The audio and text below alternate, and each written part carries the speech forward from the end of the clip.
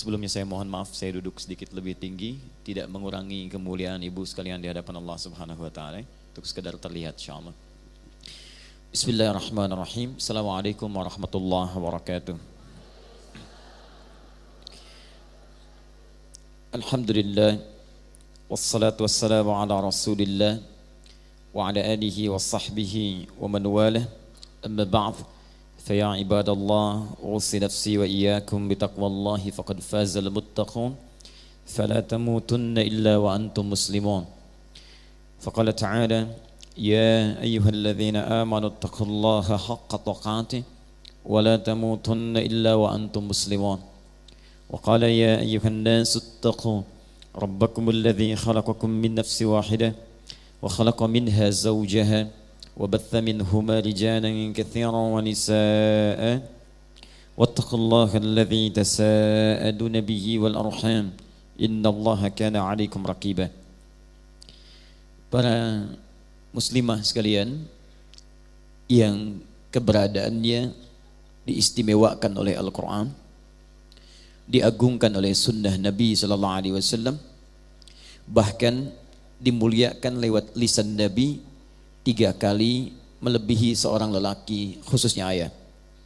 Untuk itu saya memberikan satu kalimat selamat, karena saat ini saya sedang dihadapkan pada sosok yang tidak hanya dimuliakan oleh Nabi SAW, tapi juga diagungkan oleh Al-Quran.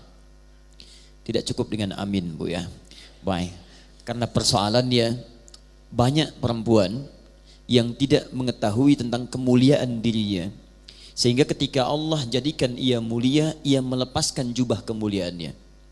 Untuk itulah insyaallah dalam pertemuan pagi ini, semoga Allah turunkan keberkahan di Jumat ini, ibu sekalian, kita akan belajar tentang muslimah dalam Al-Quran, seperti apa ia dimuliakan, bagaimana menjaga kemuliaannya, hingga kemudian di akhir nanti Nabi mengatakan yang semacam itu langsung saat hisab diperintahkan oleh Allah Subhanahu wa taala, disebutkan dalam hadis riwayat At-Tirmidzi dengan kalimat yang sangat indah, udkhulil jannata min haitsu syi'ti, silahkan masuk surga dari pintu mana saja yang engkau inginkan.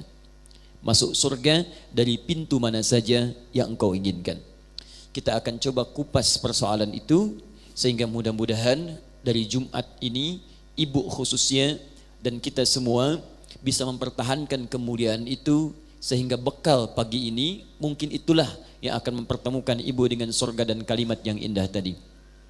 Baik, kita akan coba bahas tentang tema yang sudah ibu publikasikan dan diamanahkan untuk dikaji hari ini, yaitu muslimah dalam Al-Quran. Muslimah dalam Al-Quran. Kita bahas dulu beberapa kalimat yang muncul baik dalam tema atau dalam Al-Quran.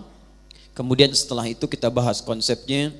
Jika ada nanti yang ditanyakan, kita coba diskusikan untuk mendapatkan kesimpulan terbaik insyaallah di pagi ini. Mohon kita bisa fokus dalam bahasan kita, karena waktu kita sangat terbatas, dan pada hari ini pun akan nanti dilangsungkan ibadah Jum'ah, sehingga dengan itu kita coba mengefektifkan pertemuan kita insyaallah. Baik, teman-teman sekalian dan pemirsa Akhir TV dimanapun Anda berada.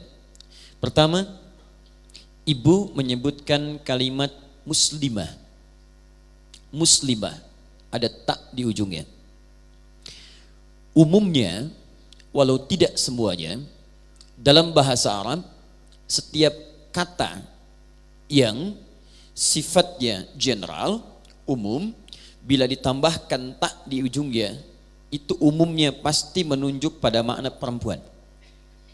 Saya ambil contoh misal, jika ibu ingin katakan misalnya mukmin laki-laki, kemudian ibu ingin jadikan untuk perempuan, tinggal tambahkan tak di ujungnya. Mukmin laki-laki, perempuan mukminah. Shaim laki-laki, perempuan, tuh kan dapat ya. Baik, betul ya.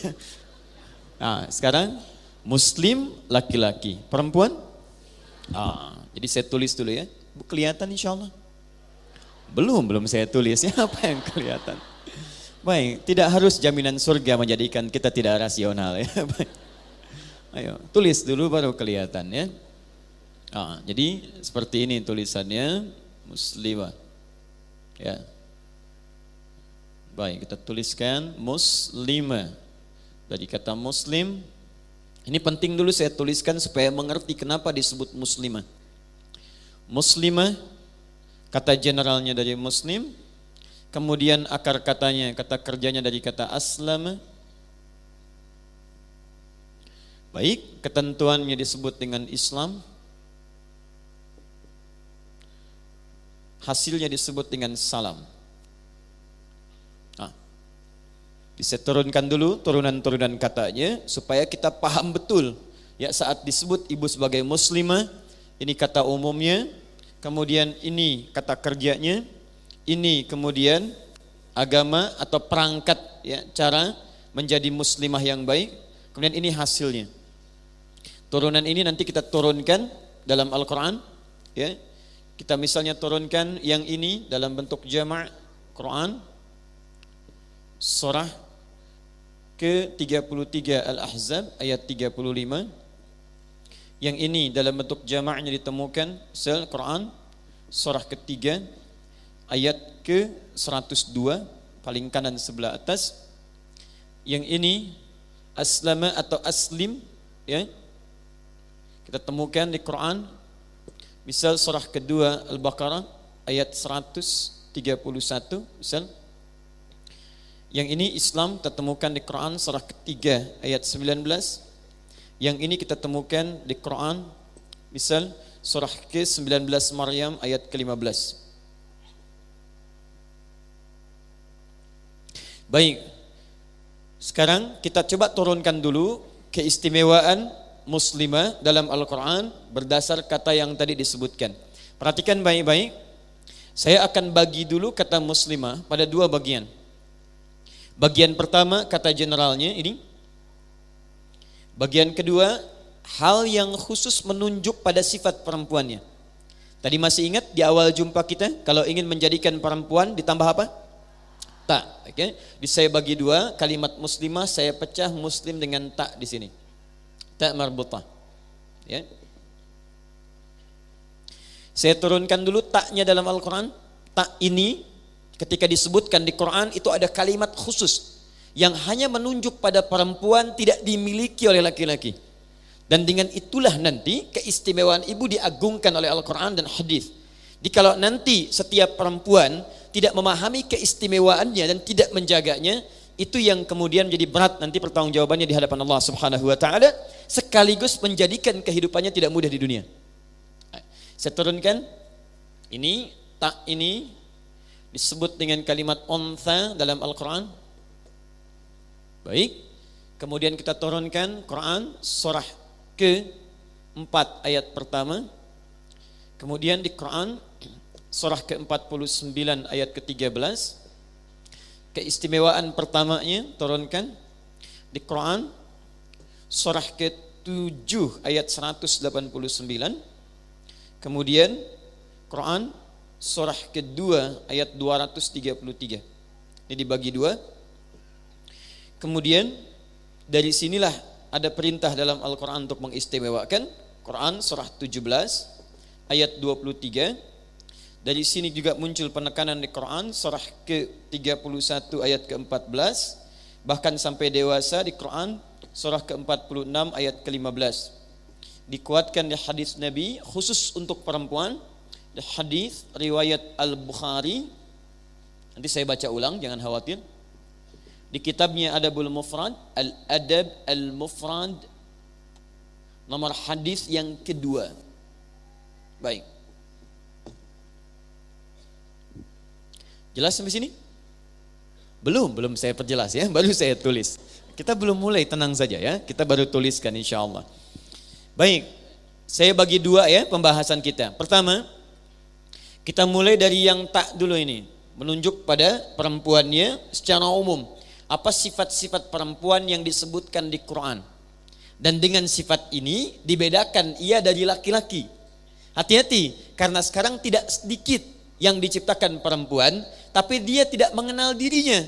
Bahkan ada yang ciri fisiknya perempuan, tapi dia merasa laki-laki. Itu yang jadi masalah. Ya sebagaimana ada laki-laki, ada yang merasa dirinya sebagai perempuan. Karena itu Quran memperkenalkan apa ciri khas perempuan, seperti apa sifatnya, sehingga dengan itu laki-laki bisa memahami perempuan, perempuan bisa mengerti dirinya, begitu sebaliknya. Nah, mari kita lihat tak ini yang menjadi tanda khusus, yang menjadi tanda khusus untuk perempuan itu asal kalimat lengkapnya, kalimat umumnya dalam bahasa Arab, termasuk di Quran disebut dengan kata untha namanya. Untha. Sehingga ketika Allah memperkenalkan perempuan saat diciptakan yang berbeda dengan laki-laki, kalimatnya disebut dengan kalimat lengkap, tidak dengan kalimat singkatan, kata ganti atau sifat. Yuk kita buka Quran surah keempat ayat pertama. Ya ayyuhan nasu, hai manusia. Jika ibu temukan kalimat nas dalam Quran, itu artinya Allah menunjuk seluruh manusia tanpa kecuali. Saya sering sampaikan dalam beberapa kesempatan ta'lim, manusia disebut setidaknya dengan 5 nama di Quran. Kalau menunjuk pada persoalan nafsu dan persaingannya dengan takwa, itu disebut dengan bashar. 35 kali disebutkan dalam Al-Quran. Ibu kalau Jumat suka baca surah apa? Al-Kahf ayat 110 itu paling kiri di pertengahan. Qul innama ana basyarum mithlukum. Bashar, ya. Itu kalau disebutkan bashar menunjuk pada perpaduan sifat takwa dan nafsu. Jadi kita itu manusia yang punya takwa sekaligus punya nafsu. Takwa disebutkan 115 kali di Quran, nafsu disebutkan 115 kali di Quran. Takwa sifat baik yang menunggangi malaikat. Malaikat disebutkan 88 kali di Quran. Nafsu cenderung buruk ditunggangi oleh setan. Setan disebutkan 88 kali dalam Al-Quran. Makanya jangan heran kalau ibu sedang ingin mengerjakan sesuatu, itu dalam jiwa kita suka ada 2 dorongan. Pernah mendengar azan? Allahu Akbar, pernah? Kan ada perasaannya, cepat siap-siap, sudah azan, pernah begitu? Nah, itu takwa. Begitu selesai azan, yang lain mengatakan tenang, baru azan, belum qomat. Pernah ada perasaan itu? Itu nafsu namanya. Nah, sifat ibu kalau ada seperti itu artinya menunjukkan ibu benar-benar dicipta sebagai manusia, bashar. Nanti turun ayat bagaimana cara mengangkat takwa dan menekan nafsu. Lain waktu kita bahas. 2 disebut ins. Ins, makhluk lembut. Makhluk yang halus, ramah. Disandingkan dengan jin. Ya, kalau disebutkan ins di Quran itu selalu disandingkan dengan jin. 18 kali pasangannya disebutkan di Quran. Ya ma'syaral jinni wal ins wa ma khalaqtul jinna wal ins. Jadi lembut, ya. Kalau disebutkan ins itu menunjuk pada kelembutan kita. Jadi kalau ibu membaca Al-Quran menemukan kalimat ins, itu ibu itu sedang diajak berpikir oleh Allah. Jadi kalau Anda sedang baca Quran tapi lisan terbiasa kasar, tangan kasar, artinya kita diminta mengoreksi diri untuk kembali pada fitrah semula. 3, insan, saya agak cepat. Insan disebutkan 65 kali dalam Al-Quran, di 63 ayat berbeda, di 43 surah yang tidak sama. Kalau disebutkan insan itu menunjuk pada totalitas kehidupan kita. Ya, makhluk yang tidur, yang makan, yang sholat, yang minum, yang berpakaian, semua totalitas aktivitas kita disebut insan namanya. Karena itu langsung diberikan satu surah menunjuk pada keutamaan aktivitasnya. Surah ke-76 Al-Insan. Baik, keempat disebut dengan Bani Adam. Bani Adam 7 kali disebutkan dalam Al-Quran untuk menunjuk asal mula keturunannya yang dari Adam. Tidak ada satupun manusia yang hadir di muka bumi ini kecuali kalau ibu urutkan itu sampai nasabnya ke Nabi Adam alaihissalam. Kalau tidak percaya silahkan ibu cari, ibu keturunan siapa, ya. Pasti ujung-ujungnya kembali ke Nabi Adam.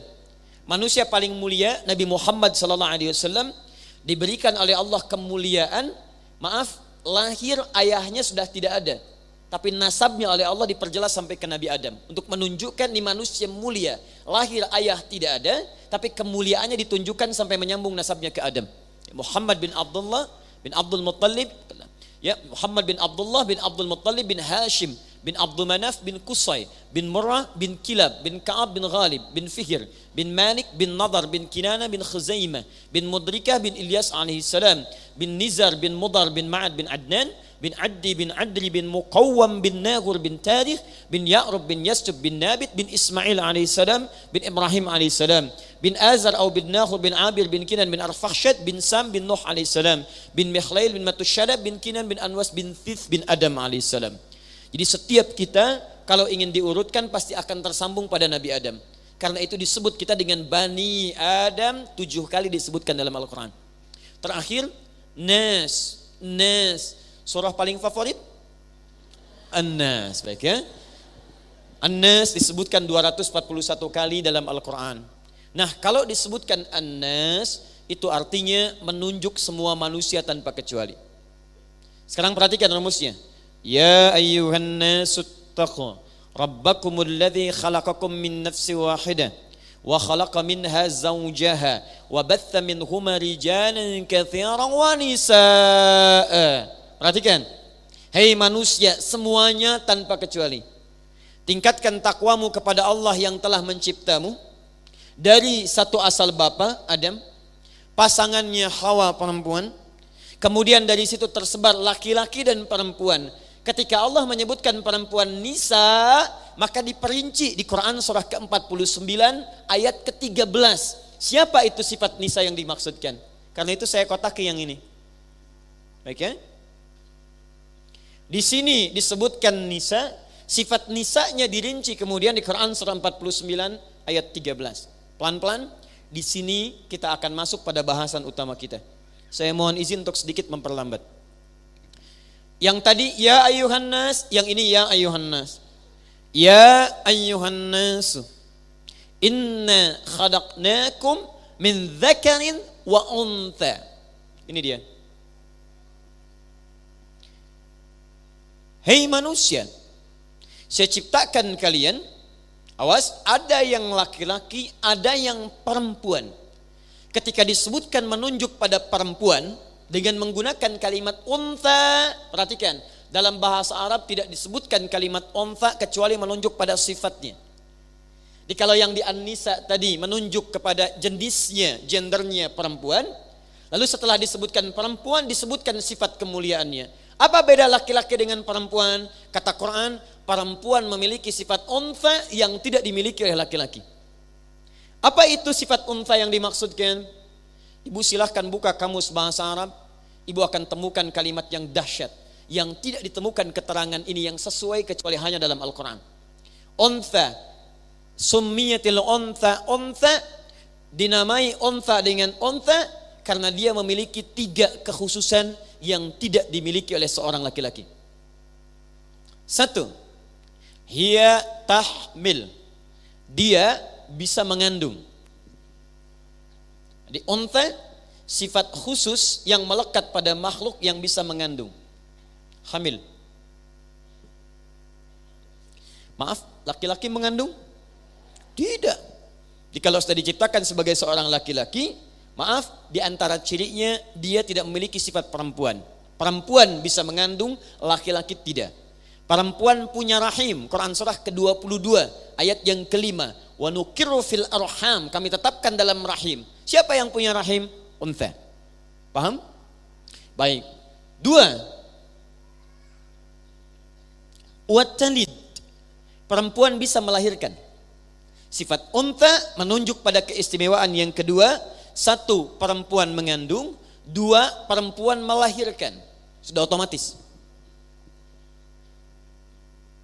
Fokus. Baik, mohon maaf, laki-laki ada yang melahirkan? Maka tolong berikan informasi pada orang yang pernah mengatakan laki-laki akan menyewa rahim. Mau ditempatkan di mana? Kalau dia sewa, siapa yang mau melahirkannya? Baik, jadi kalau sudah diciptakan dengan penciptaan khusus, jangan kreatif untuk mencari yang lain. Awas, hati-hati. Hati-hati, kita itu diciptakan pintar, Bu, dengan akal. Ya, Quran surah ke-2 Al-Baqarah ayat 31, paling kiri sebelah atas. Di bedanya kita dengan makhluk lain diciptakan oleh Allah, begitu diciptakan diberikan sifat. Kita beda, diciptakan oleh Allah langsung diberikan pengetahuan. Ibu bisa bayangkan? Kebayang nggak? Belum saya sampaikan bagaimana bisa dibayangkan. Baik, lihat sini. Hanya manusia yang saat diciptakan oleh Allah itu langsung diberikan bekal pengetahuan kepadanya. Lihat kalimatnya.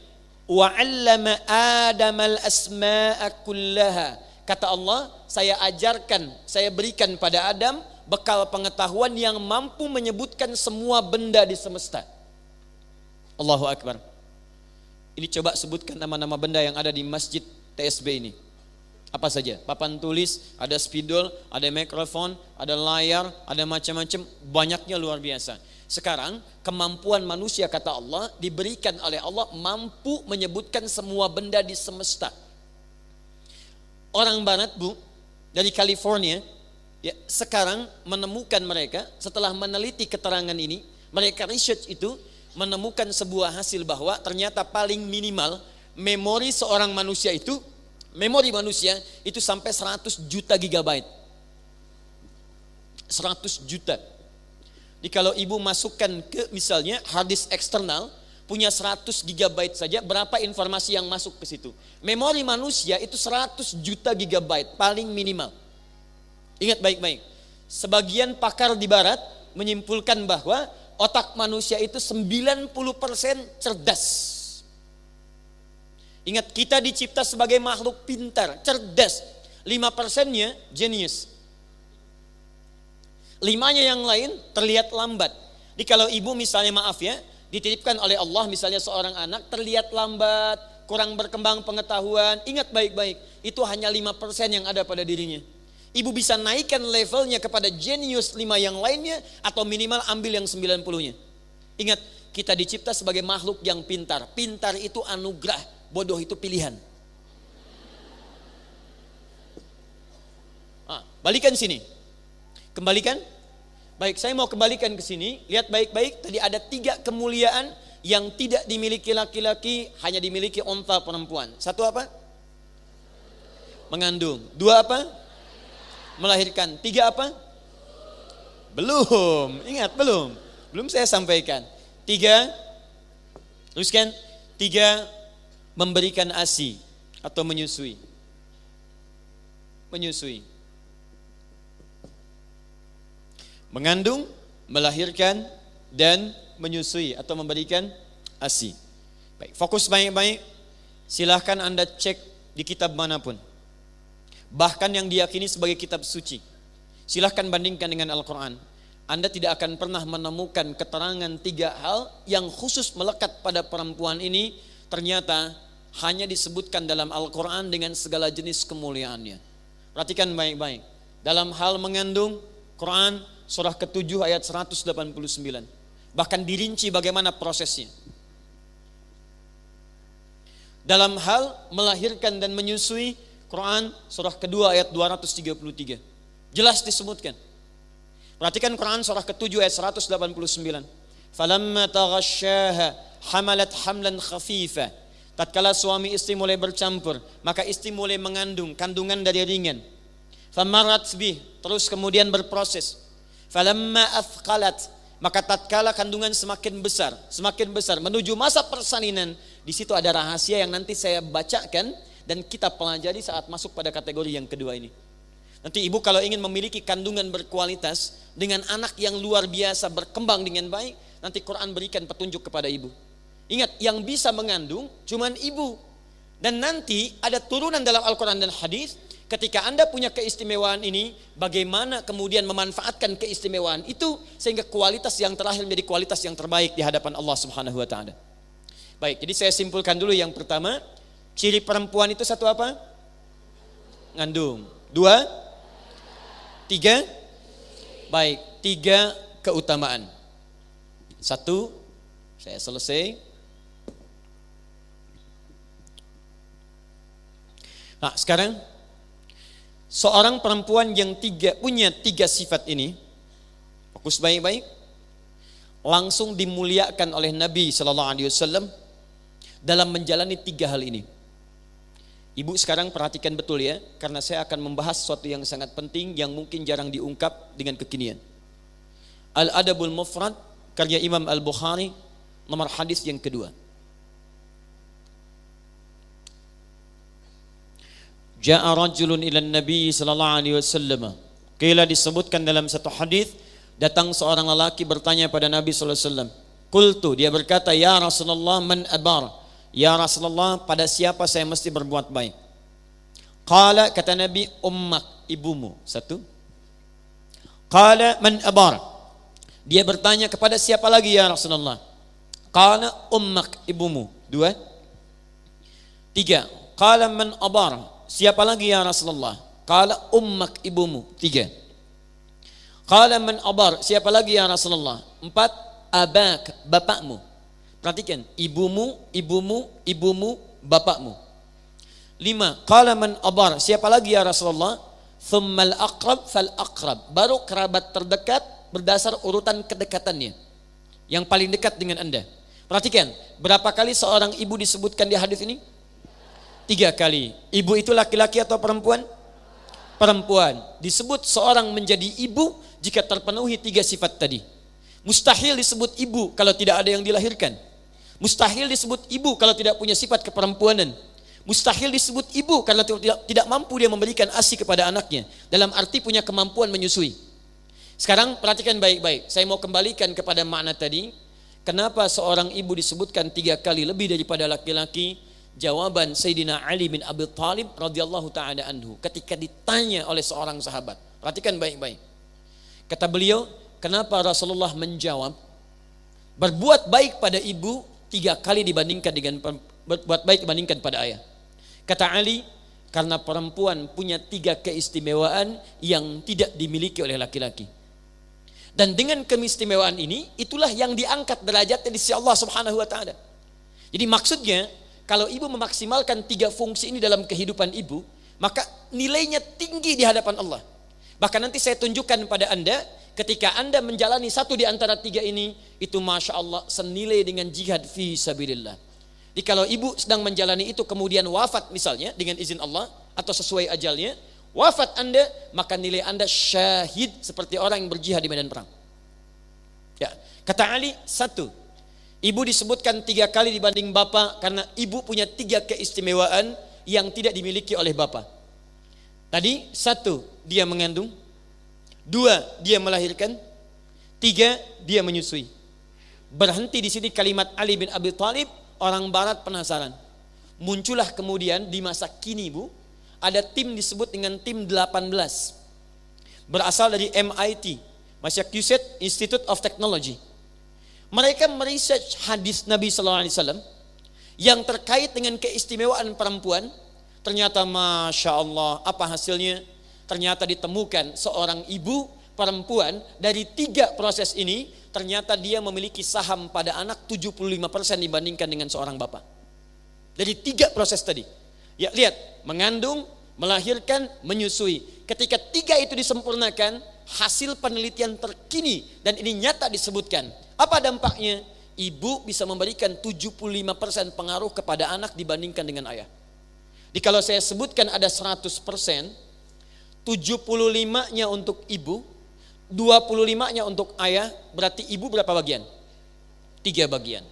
Ayah berapa bagian? 1 bagian. Perhatikan, penemuan terkini menyebutkan ketika Nabi menyebutkan ummuka, ibu, bukan hanya menunjukkan kemuliaan anak untuk menghormati ibu 3 kali dibandingkan dengan ayah, tapi ternyata kata orang-orang sekarang, ibu memiliki saham 75% pada anaknya. Nah, saham itu dibawa lewat apa? Ditemukan sekarang dalam disiplin ilmu namanya biologi molekuler. Ada satu genetik yang hanya diturunkan oleh ibu bukan oleh ayah. Disebut sel mitokondria namanya. Ya, mitokondria.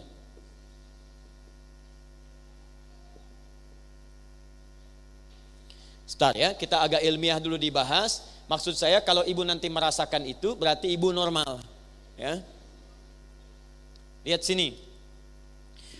Mitokondria adalah satu sel khusus yang berasal dari ovum atau pihak ibu yang kemudian ketika bercampur dengan saham dari ayah, sperma menjadi nutfah, bercampur 2 itu, maka itu yang akan dominan memberikan pengaruh kepada anak. Di sini kata para pakar, ya, membawa nilai-nilai emosi yang menghadirkan kedekatan, membawa nilai-nilai kemudian Maaf, ada kekuatan mental. Dan yang ketiga, ini selain menghadirkan nilai-nilai emosi, juga menghadirkan perasaan yang dekat, yang amat dalam. Sifat-sifat perasa.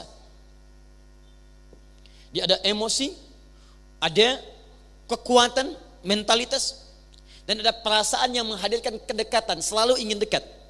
Ya, selalu ingin dekat.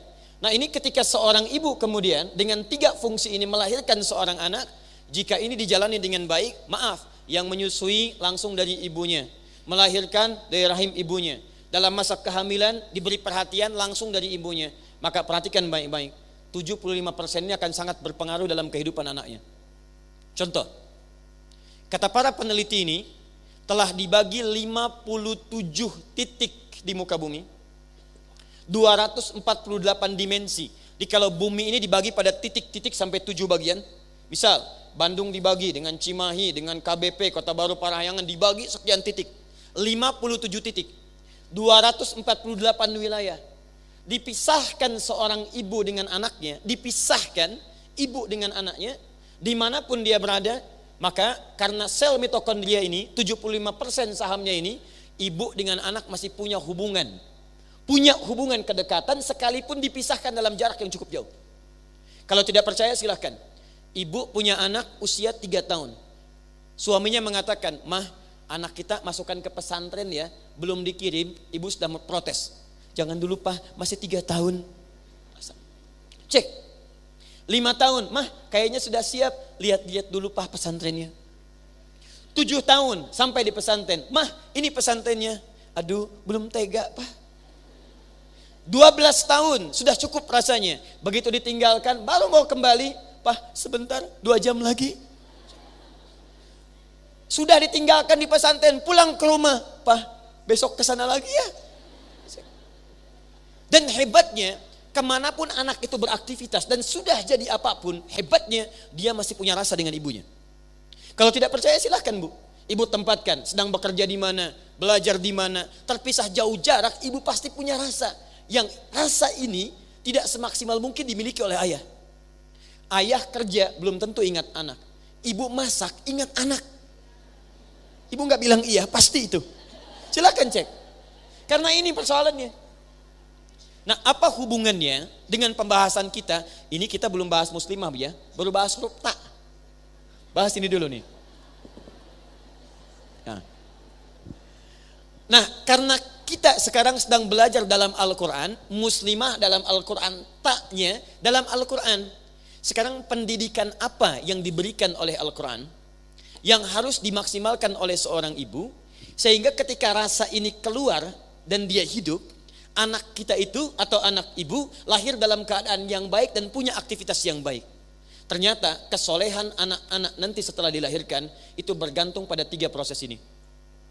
Kalau ibu tidak menjalani 3 proses ini dengan baik, maka nanti saat dia terlahir tidak mudah untuk mengembalikannya.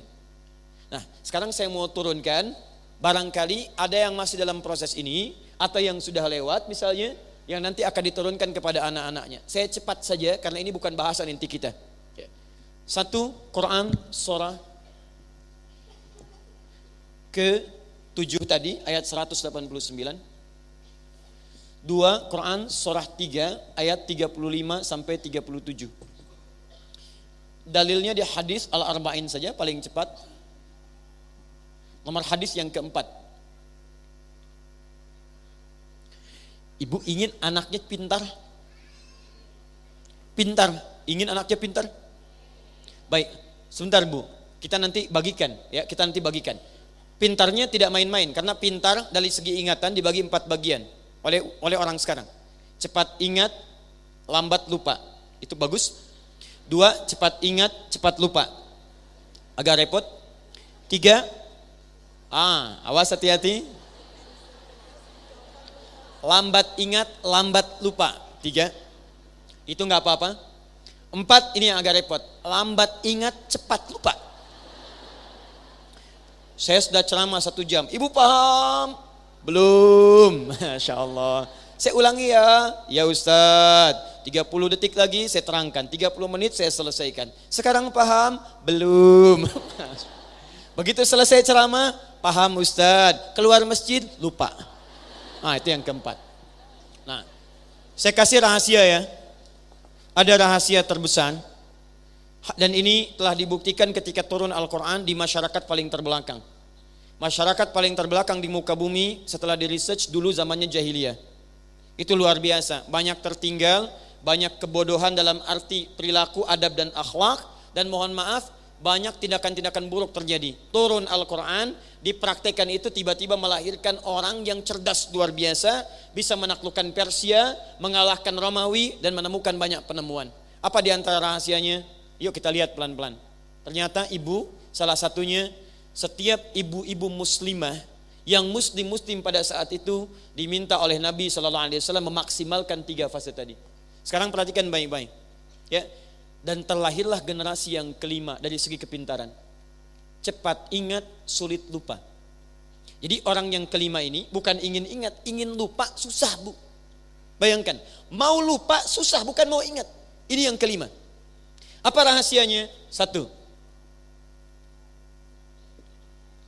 Dalam masa kandungan,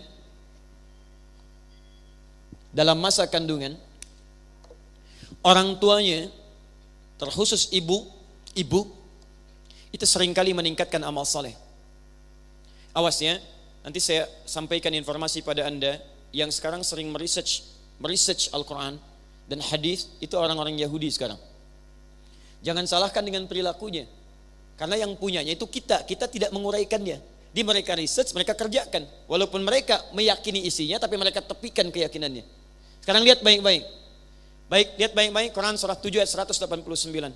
Ya, falamma taghasyaha hamalat hamlan khafifa famarrat fi falamma athqalat da'wa Allah rabbahuma la in ataitana salihah lanakunanna minasyakirin. Ada isyarat di ayat ini, kalau fase kandungan sedang dialami, maka orang tua, terkhusus ibu ataupun calon ayah, paling minimal itu memperbanyak doa kepada Allah Subhanahu wa taala supaya anaknya terlahir dalam keadaan yang saleh. Kalau ibu ingin teruskan lagi, contoh Hannah. Ibu pernah dengar nama Hannah? Istrinya Imran. Ibu kenal Imran?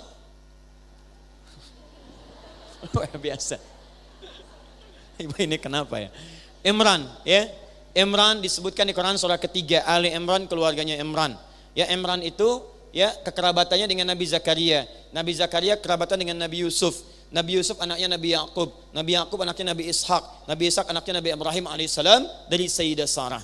Baik, Imran menikah dengan Hannah. Hannah saat menikah dengan Imran kemudian mengandung. Perhatikan, apa yang dilakukan oleh Hannah diabadikan di Quran untuk memberi petunjuk pada para muslimah kemudian hari. Lihat baik-baik. Idh qalat imra'atu Imran, Rabbi inni nazartu laka ma fi batni muharrara. Ketika Imran pelajari, pahami ketika Imran punya istri namanya Hannah saat mengandung itu sering memperbanyak ibadah pada Allah Subhanahu wa taala. Paling minimal kata Allah, dia rajin berdoa. Ya Allah, mohon jadikan anak saya anak yang saleh, anak yang dekat denganmu, jadi ahli ibadah. Perhatikan, dalam kandungan ada sunnah dalam Al-Quran bagi setiap perempuan yang punya sifat-sifat ini, yang tidak dimiliki oleh laki-laki. Jika dalam masa kandungan itu, maka perbanyaklah perbuatan-perbuatan baik. Sekarang, saya saat mengandung istri saya,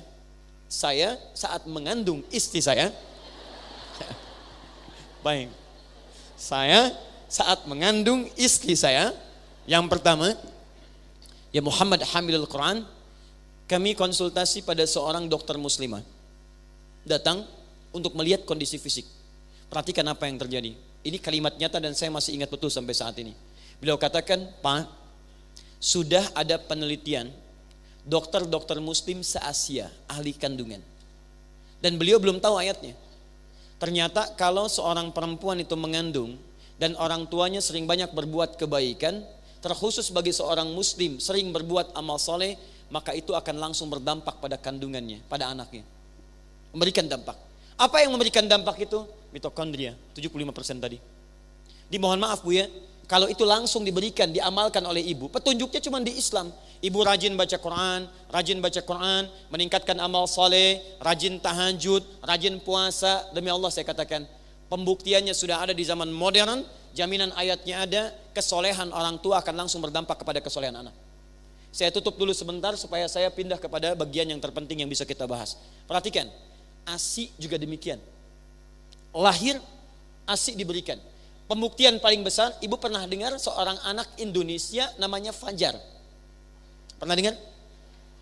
Fajar, ini Fajar asli. Fajar, ibu sekalian, asalnya dari Solo Tigo, ya, kemudian beraktivitas banyak di Bandung. Ketika lahir beratnya hanya 1,6 kilo. Prematur dan otaknya divonis lumpuh otak. Lumpuh. Jadi kalau sekarang diajak bicara agak telat. Ya, kadang-kadang ibu sudah selesai, dia baru ketawa. Ya, muncul, responnya agak telat. Tapi Allahu Akbar. Ibu tanya Fajar tentang Quran. Sepersekian detik bisa diteruskan ayatnya. Fajar teruskan ayat. Amma yatasaalun. Tidak banyak fikir. Anin naba'il azim. Fajar ayat ini sebelumnya apa? Fajar teruskan ini. Allahu Akbar. Apa rahasianya? Orang tuanya tidak putus asa, yakin dengan kuasa Allah, dikeluarkan keistimewaan tadi. Setiap diberikan ASI, ayahnya membacakan Al-Quran 1 juz. Berikan ASI, ayahnya Al-Quran 1 juz. Ayahnya Al-Quran 1 juz. Usia 4 tahun, saat mulai dia bicara, yang keluar Quran. Dan telah hafal 30 juz Al-Quran. Nanti insya Allah kita tunjukkan tanggal 28 Januari. Kita akan adakan hari Al-Quran di Istiqlal. Dan kita akan hadirkan orang-orang hebat yang ternyata Masya Allah banyak di antara mereka dari kecilnya, dari kandungan dan terlahir, terus sudah diisi dengan Al-Quran. Al-Quran, Al-Quran, Al-Quran. Tuh. Baik, jadi saya ingin berikan dorongan. Kalau ibu ingin menghasilkan kualitas anak yang baik, kata Nabi, ibu punya 3 peluang yang tidak bisa dimiliki oleh laki-laki. Maka nanti kalau ada anaknya lagi mengandung atau kerabatnya yang lain, saran saya maksimalkan untuk mendapatkan keistimewaan itu. Ingat, kalau ada anak kemudian berperilaku yang kurang baik, jangan dulu dicela. Coba ibu ingat-ingat, perilaku ibu apa yang dikerjakan dalam 3 masa itu. Itu dulu poinnya. 2. Kita baru huruf ta itu ya. Saya boleh hapus? Wah ya, spesial untuk para ibu. Datang sendiri, nerangin sendiri, nulis sendiri, hapus sendiri. Luar biasa. Hari Jumat lagi, Masya Allah. Alhamdulillah. Ya. Sampai jam berapa kita ini? Masya Allah. Silakan sampai jam 11 ya, saya mau Jumatan. Ayo, 2. Ta yang kedua. Ini masih huruf ta ya, agak bersabar. Disebutkan langsung taknya. Di kalau tadi sifat-sifat kemuliaannya 3 tadi, mengandung, melahirkan, menyusui. Punya potensi di 3 fase ini untuk mewariskan genetik berupa mitokondria, membentuk anak yang hebat. Hebat intelektualitasnya, emosionalnya, plus juga intelektualnya. Tolong manfaatkan ini. Dan kalau ibu berjuang memberikan yang terbaik di masa itu, maka Masya Allah pertaruhannya surga. Wafatnya langsung syahid. Kalau ibu amal salahnya sedikit, amal solehnya banyak, wafat saat mengandung, wafat saat melahirkan, wafat misalnya saat menyusui, maka mohon maaf itu nilainya sama dengan syuhada. Wafat dalam keadaan syahid seperti orang berjuang di jalan Allah Subhanahu wa taala. Baik. 2. Saya baca hadis sahih riwayat Al-Bukhari di Al-Adabul Mufrad. Di pernah ada seorang pemuda, Bu, saking Nabi memuliakan 3 ini, 3 keutamaan ini, Nabi saja muliakan ibu. Kenapa ibu tidak memuliakan diri sendiri? Ya, cara memuliakan ini maksimalkan dengan memaksimalkan momen itu pada kebaikan-kebaikan. Seorang pemuda ingin berjihad, dia berangkat. Tiba-tiba dilaporkan oleh temannya, ibunya menangis karena belum siap melepasnya. Itu jihad yang taruhannya surga, dipanggil oleh Nabi, pemuda itu, datang sini, kata Nabi. Begitu datang, apa kalimatnya? Pulang pada ibumu, buat dia tertawa seperti engkau membuatnya menangis. Ibu bayangkan, rasa tadi yang sangat dalam, yang pernah mengandungnya, yang pernah melahirkan, yang pernah memberikan ASI, belum memberikan kesiapan dia untuk berjuang keluar, Nabi memindahkan jihad di medan perang kepada jihad di rumah untuk berbakti pada ibunya. Maksud saya, kalau ibu benar-benar memaksimalkan fungsi ini, maka Allah akan rawat anak-anak ibu untuk berbakti kepada ibu di kemudian hari. Sampai Nabi memanggil pemuda itu untuk kembali berbakti pada orang tuanya. Jadi kalau mohon maaf ya, betul-betul maksimalkan fungsi ini, maka nanti ibu akan lihat di masa depan anak ibu akan banyak baktinya kepada ibu. Ibu kenal Maryam? Imran kenal, Hannah kenal, Maryam kenal, luar biasa. Ayo baca lagi Quran surah 3 ayat 35 sampai 37. Kan ibunya yang mengandung, ibu yang mendoakan di situ, ibu yang memberikan nama, ya, dengan suami mendorongnya. Dicarikan pengajar namanya Nabi Zakaria, dibuatkan mihrab. Ketika semua itu dimaksimalkan, turun jawaban. Fataqabbalaha rabbuha. Kata Allah, saya terima ikhtiar ibu dan ayah ini, wa ambataha nabatan hasana. Saya rawat anak ini sampai dia dewasanya. Jadi kalau seorang ibu memaksimalkan 3 fungsi ini, bukan cuma ibu yang berikhtiar merawat anaknya, Allah yang menjaga dia. Ibu bisa jaga anak ibu di rumah, tapi ketika dia mulai sekolah, siapa yang merawat dia di sekolah? Siapa yang memastikan dia punya teman yang baik? Siapa yang memastikan dia bisa jajan makanan-makanan yang baik?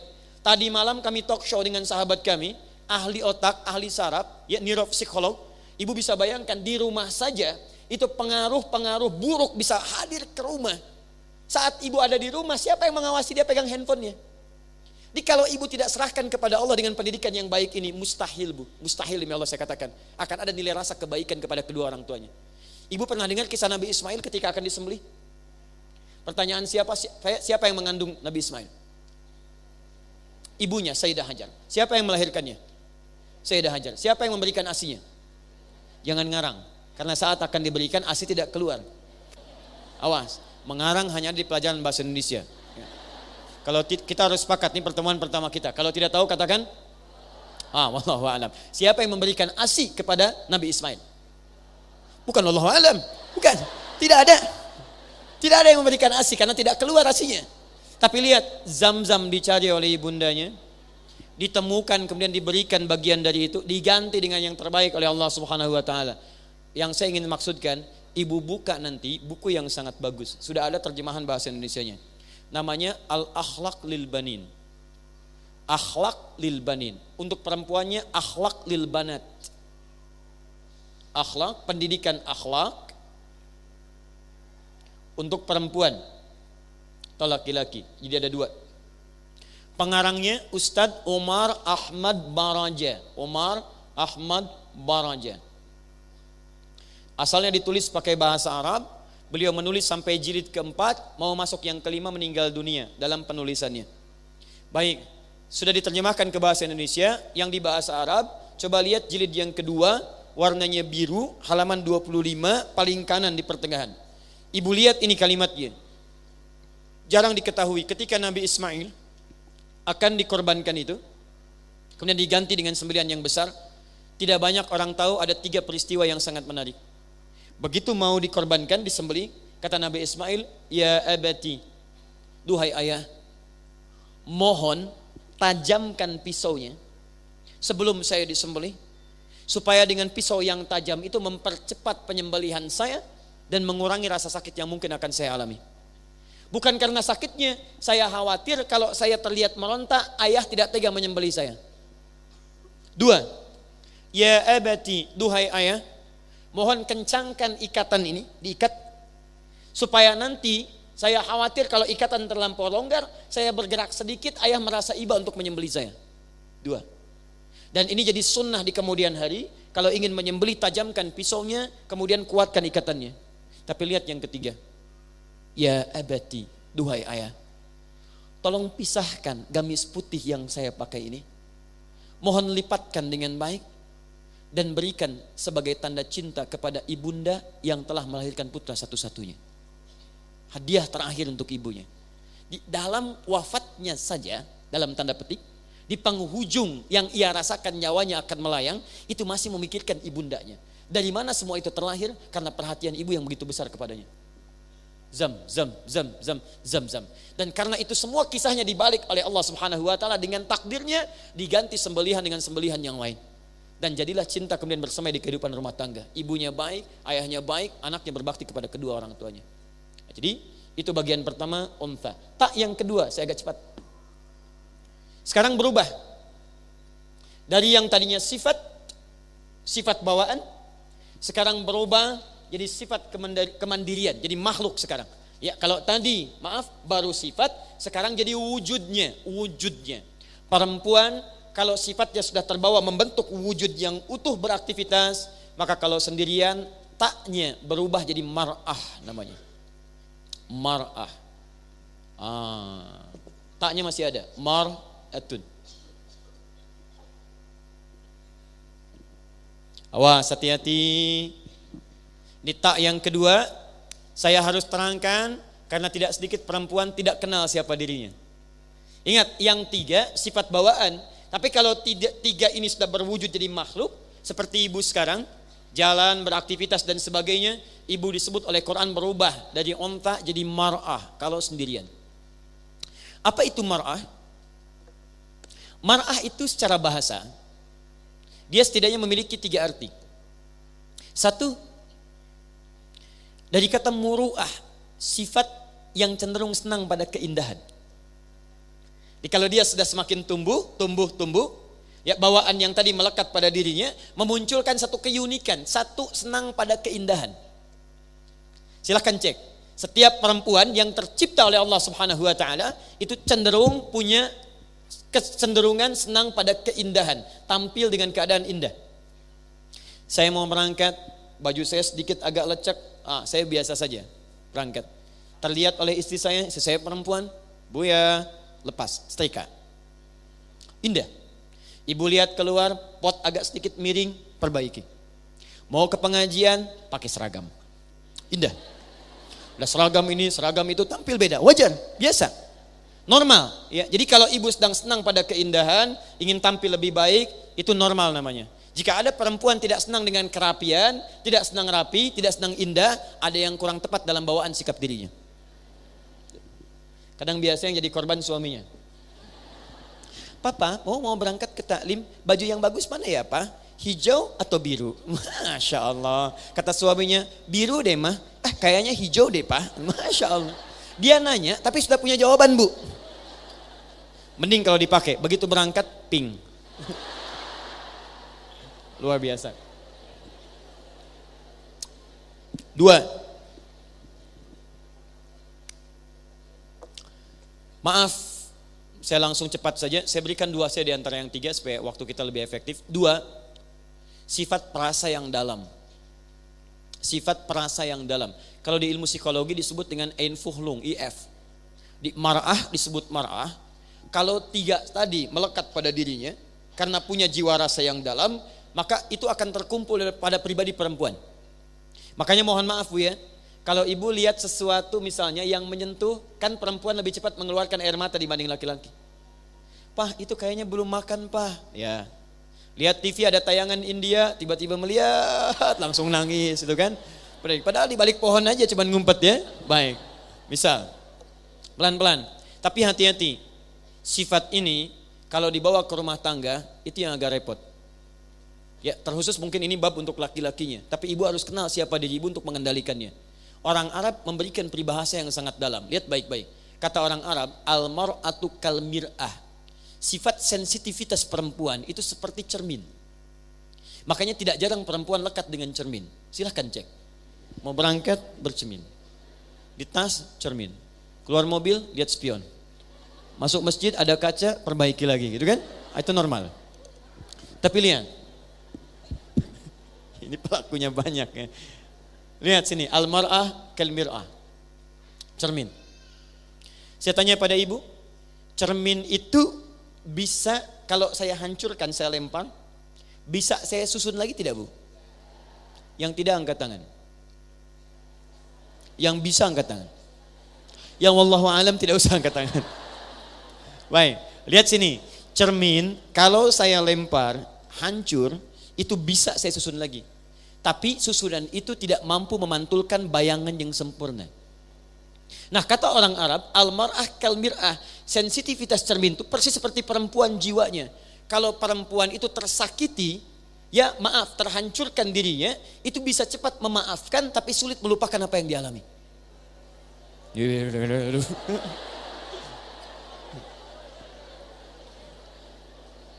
Ibu kalau nggak percaya silahkan. Ibu punya masalah dengan suami hari ini, diskusinya bisa mengenang rekening listrik 10 tahun yang lalu. Apa papa nggak ingat? Dulu kan begini, dulu diingat lagi tuh. Yang dulu muncul, daftarnya masih banyak investasinya tuh. Silahkan cek. Nah maka dari itu nanti, ini kalau agak panjang habis waktu kita. Sebetulnya dalam setiap ini ada solusinya. Kalau ibu sedang punya rasa yang dalam, bagaimana mengelolanya? Karena tidak mudah, karena setiap perasaan perempuan, khususnya ibu kepada anak, itu bisa jadi doa, Bu. Jadi saya sarankan pada ibu, kalau ibu sedang punya perasaan yang kecewa pada anak yang dalam, arahkan pada doa yang baik. Ya, ada di Arab seorang anak, anaknya aktif luar biasa. Saya tidak berani mengatakan anak nakal, karena tidak ada anak yang nakal. Yang ada orang tua yang kurang sabar. Ini, lihat, ada anak orang menyebutnya nakal, saya menyebutnya aktif luar biasa. Ini anaknya, Bu, luar biasa, main, datang sana sini. Satu kali ibunya sedang masak di dapur, ibundanya masak di dapur, anak-anak ini tiba-tiba masakan sudah jadi, karena ada tamu untuk ayahnya. Anak ini datang bermain dengan pasir, datang, Umi, tarot, makanannya dikasih pasir. Pertanyaan saya, maaf ya, ini tamu sudah hampir datang, masakan sudah jadi, siap disambut, anak ibu datang bawa pasir, disiram makanan bagai pasir. Respon ibu bagaimana? Tuh kan, marah, sulit melupakan. Lihat, nanti ada cara, Bu, ada cara bagaimana mengelola perasaan pada yang positif. Kalau ibu marah pada anak, apa solusinya? Apa manfaatnya? Apakah dengan dijewer hilang sifatnya? Apakah dengan dipukul, misal, maaf, makanan kembali jadi utuh? Tidak. Perhatikan cara Islam memberikan dorongan. Kata ibundanya, dia berikan solusi lewat doa dulu. Ente izhab ilal haram takunun imaman hunak. Kamu pergi ke Masjidil Haram jadi imam di sana.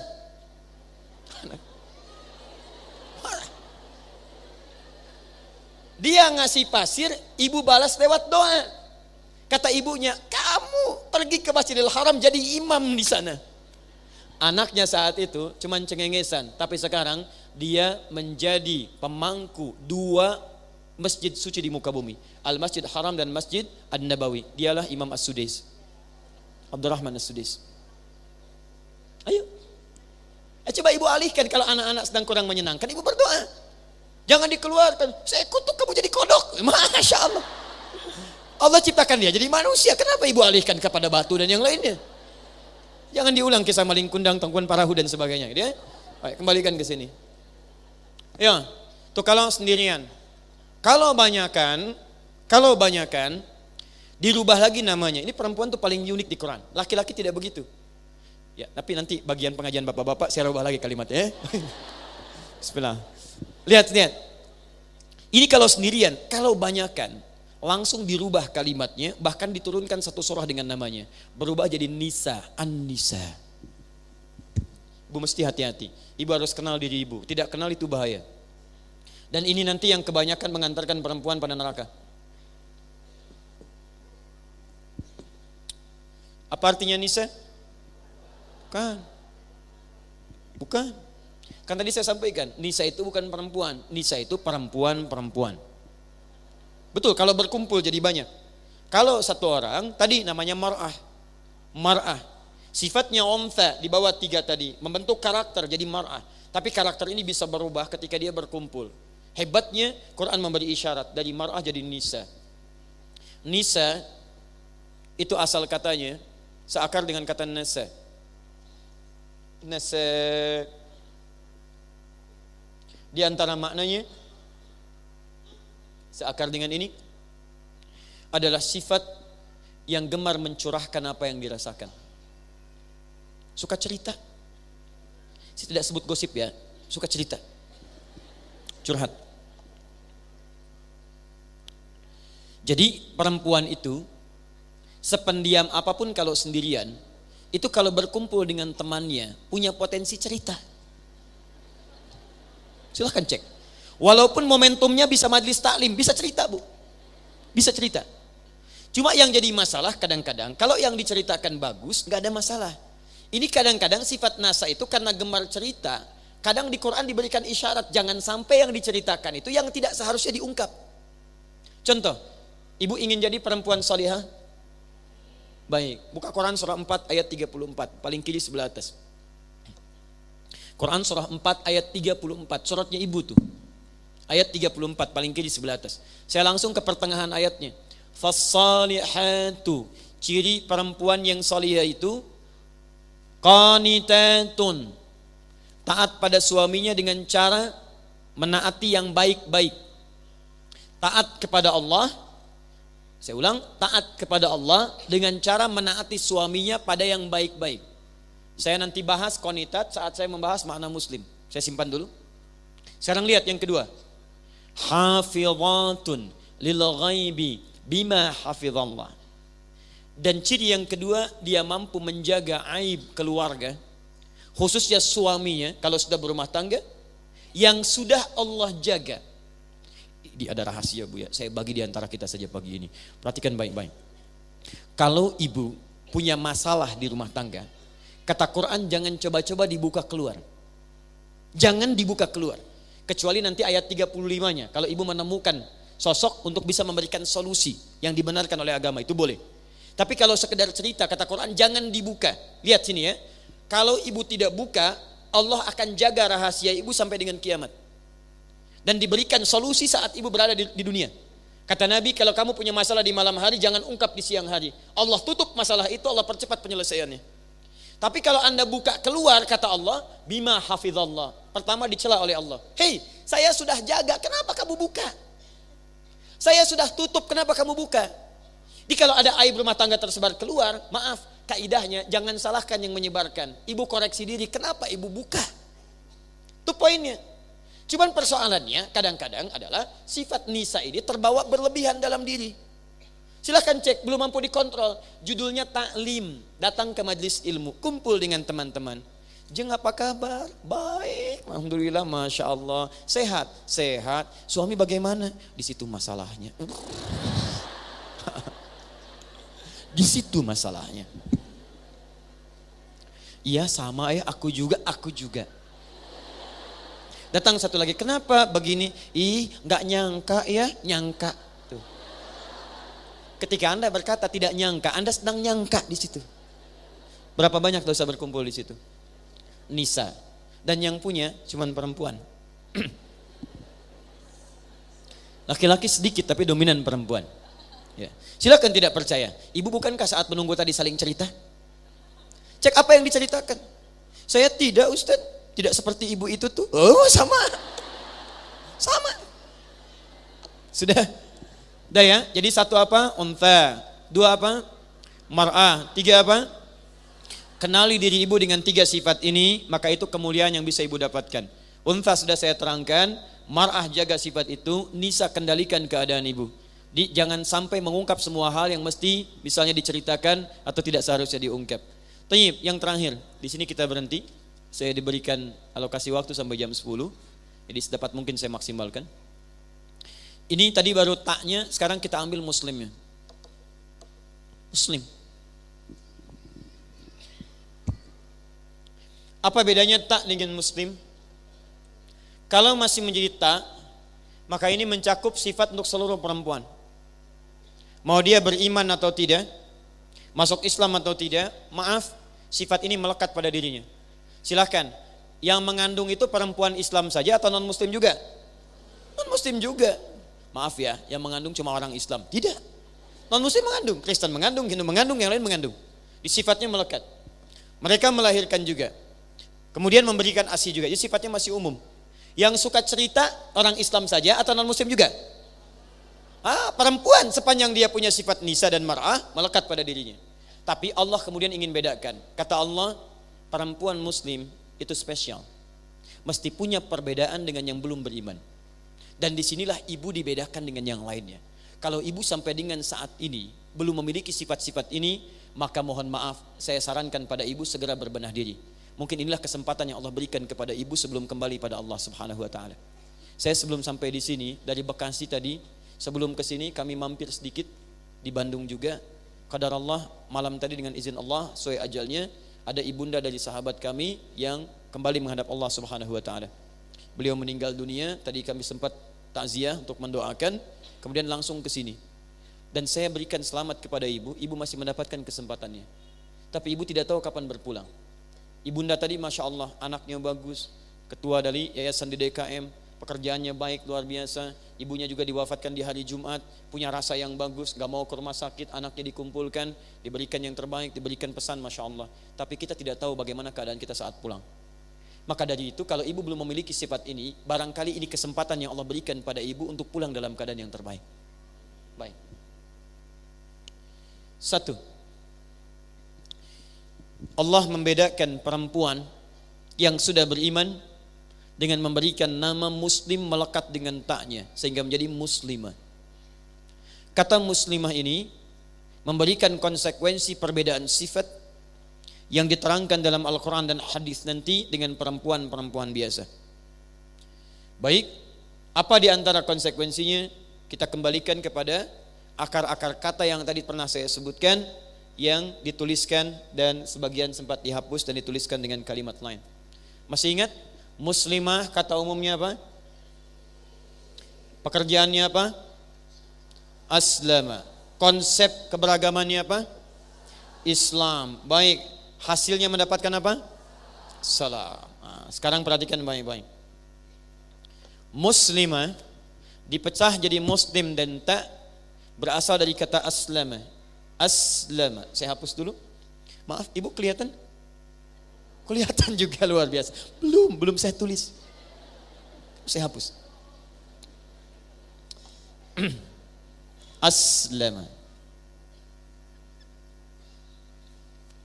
Artinya tunduk,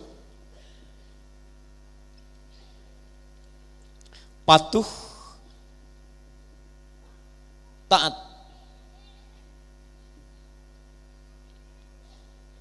Tunduk, patuh, taat. Jadi Allah membedakan perempuan yang sudah berikrar, bersyahadat, beriman kepada Allah dan Rasulnya, sehingga berubah nama bukan sekedar mar'ah dan nisa tapi menjadi muslimah, maka sifat pertamanya diturunkan keterangan. Perhatikan baik-baik. Ketika seseorang sudah disebut muslimah, laki-lakinya muslim, maka dia harus punya sikap-sikap ketundukan, kepatuhan dan ketaatan. Pada siapa? Pada perintah Allah Subhanahu wa taala. Dari mana taunya tunduknya kepada Allah bukan pada yang lainnya? Perhatikan ketika Allah minta Nabi Ibrahim dengan kalimat perintah, aslama, perintahnya di aslim. Tunduklah, patuhlah, taatlah. Quran surah kedua Al-Baqarah, ya, kita lihat ayat 131. Paling kiri di pertengahan, agak sedikit ke atas. Idz qala lahu rabbuhu aslim. Ingatlah, pelajarilah ketika Allah memerintahkan pada Nabi Ibrahim aslim, dari kata aslama. Kata perintahnya aslim. Aslim. Yang laki-laki muslim, perempuan muslimah. Sepanjang mengatakan beriman, yang laki-laki disebut muslim, yang perempuan disebut muslimah. Kaidah pertama kata Allah aslim. Anda melekatkan diri perempuan pada kalimat aslama, maka konsekuensinya Anda mesti aslim, patuh, tunduk, taat pada perintah Allah Subhanahu wa taala. Paham sampai sini? Nah, sekarang pertanyaan kedua, Ustaz, saya melekatkan diri saya pada kalimat Islam, saya muslimah, saya ingin patuh, tunduk, taat kepada Allah. Bagaimana caranya? Ketika ibu kemudian ingin menerjemahkan konsep kepatuhan, ketundukan dan ketaatan ini kepada Allah, maka Allah kemudian berikan cara kita untuk mempraktikkan nilai-nilai ini. Maka konsepnya, kerangkanya itu disebut dengan Islam namanya. Islam. Hal yang mengatur tata cara kita supaya bisa tunduk, patuh, taat kepada Allah. Hal yang mengatur dalam bahasa Arab yang mendekatkan kita dengan Allah disebut dengan din namanya. Din. Ketika Allah menyebutkan din disandingkan dengan kalimat Islam. Buka Quran surah ketiga ayat 19, paling kiri sebelah atas. Quran surah 3 Ali Imran ayat 19. Inna dina indallahil Islam. Sungguh ad-din, konsep kehidupan yang mendekatkan kita kepada Allah, di situ diatur supaya kita taat, tunduk, patuh pada ketentuan Allah. Din itu Islam namanya.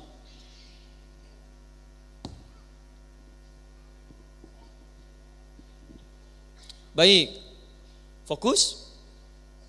Sekarang Kalau kita katakan saya muslimah dan saya siap menjalankan ketentuan dalam Islam, bagaimana caranya? Nah, aturan-aturan ketentuan dalam Islam itu hanya diatur di dua sumber. Satu, ketentuan utamanya dalam Al-Quran, kemudian prakteknya terdapat dalam sunnah. Al-Quran dan sunnah. Karena itulah kita berikan tema kita muslimah dalam Al-Quran. Terjemahannya nanti lewat sunnah. Sekarang kita turunkan apa saja yang menjadi kekhususan bagi perempuan muslimah dalam Al-Quran, yang dengan itu dinilai ketaatannya di hadapan Allah Subhanahu wa taala. Dan nanti saya berikan keterangan di akhir, ibu bisa memaksimalkan ini, ibu akan diberikan kenyamanan hidup di 3 alam. Dunia, alam kubur, dan akhirat. Nanti kita turunkan. Bahkan kalau ibu bisa maksimal lagi, Allah akan jaminkan ibu mendapatkan mahkota saat di akhirat yang langsung diberikan oleh anak yang pernah ibu kandung dalam kehidupan dunia. Dan ibu digandeng masuk surga dan disambut oleh malaikat. Dikatakan kepada ibu, salamun alaikum bima sabartum. Selamat bisa masuk surga. Ya, udkhuluha bisalamin aminin. Silahkan masuk surga dengan perasaan yang nyaman dan tentram. Bismillah. Jelas insyaallah? Belum saya terangkan ya, kan baru saya uraikan sedikit. Bismillah. Ibu kenapa sebetulnya? Ya, Imran kenal, Nabi kenal. Belum ditulis sudah kelihatan, belum dijelaskan sudah jelas. Luar biasa. Hari Jumat berkah ya. Ayo fokus. Baik, satu.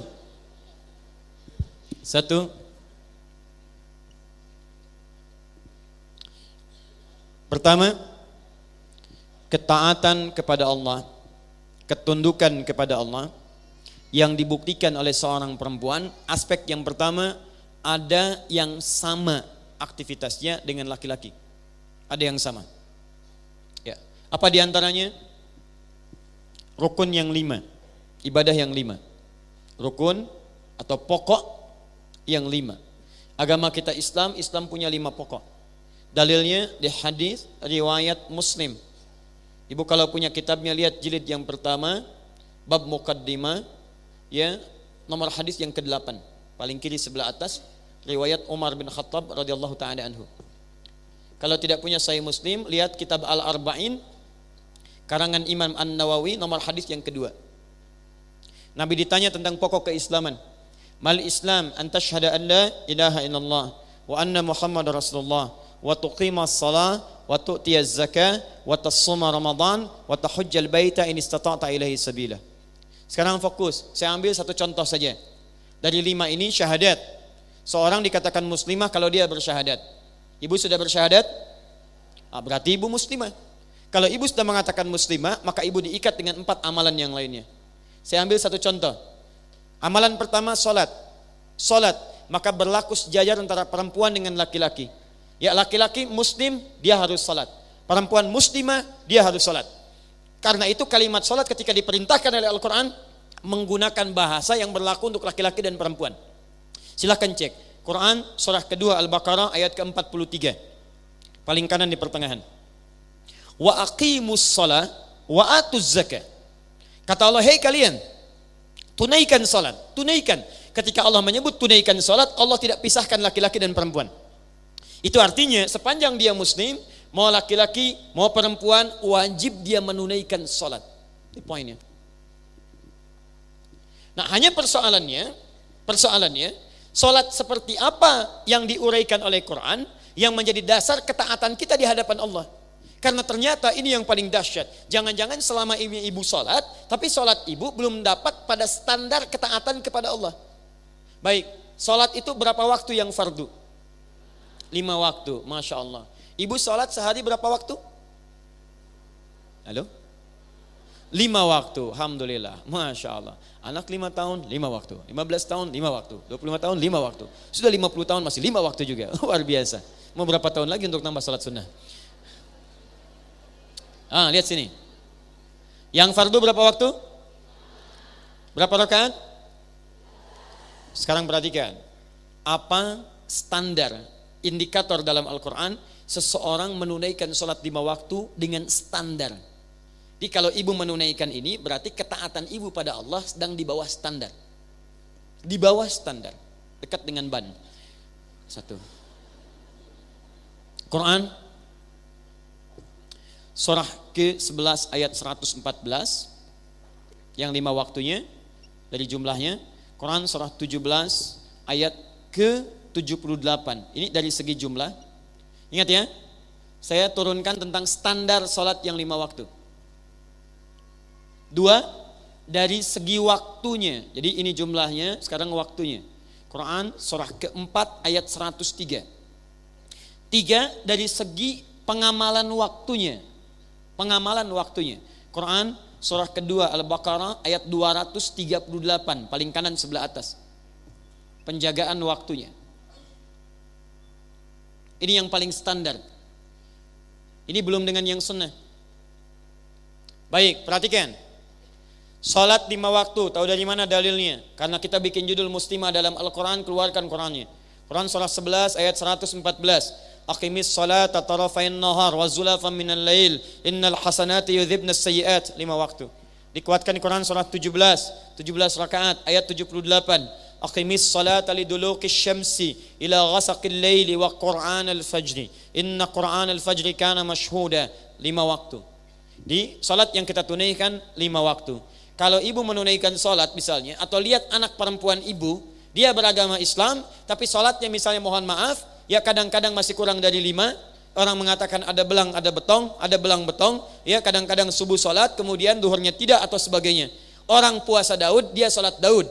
Puasa Daud sekarang puasa, besok tidak. Dia subuh salat, duhur tidak. Asar salat, maghrib tidak. Misalnya, maka ini menunjukkan salatnya sedang di bawah standar. Paham?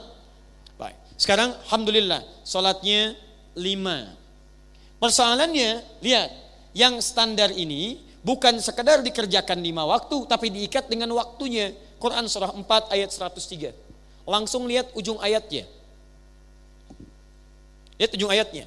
Innas salata kanat 'alal mu'minina kitaban mawquta.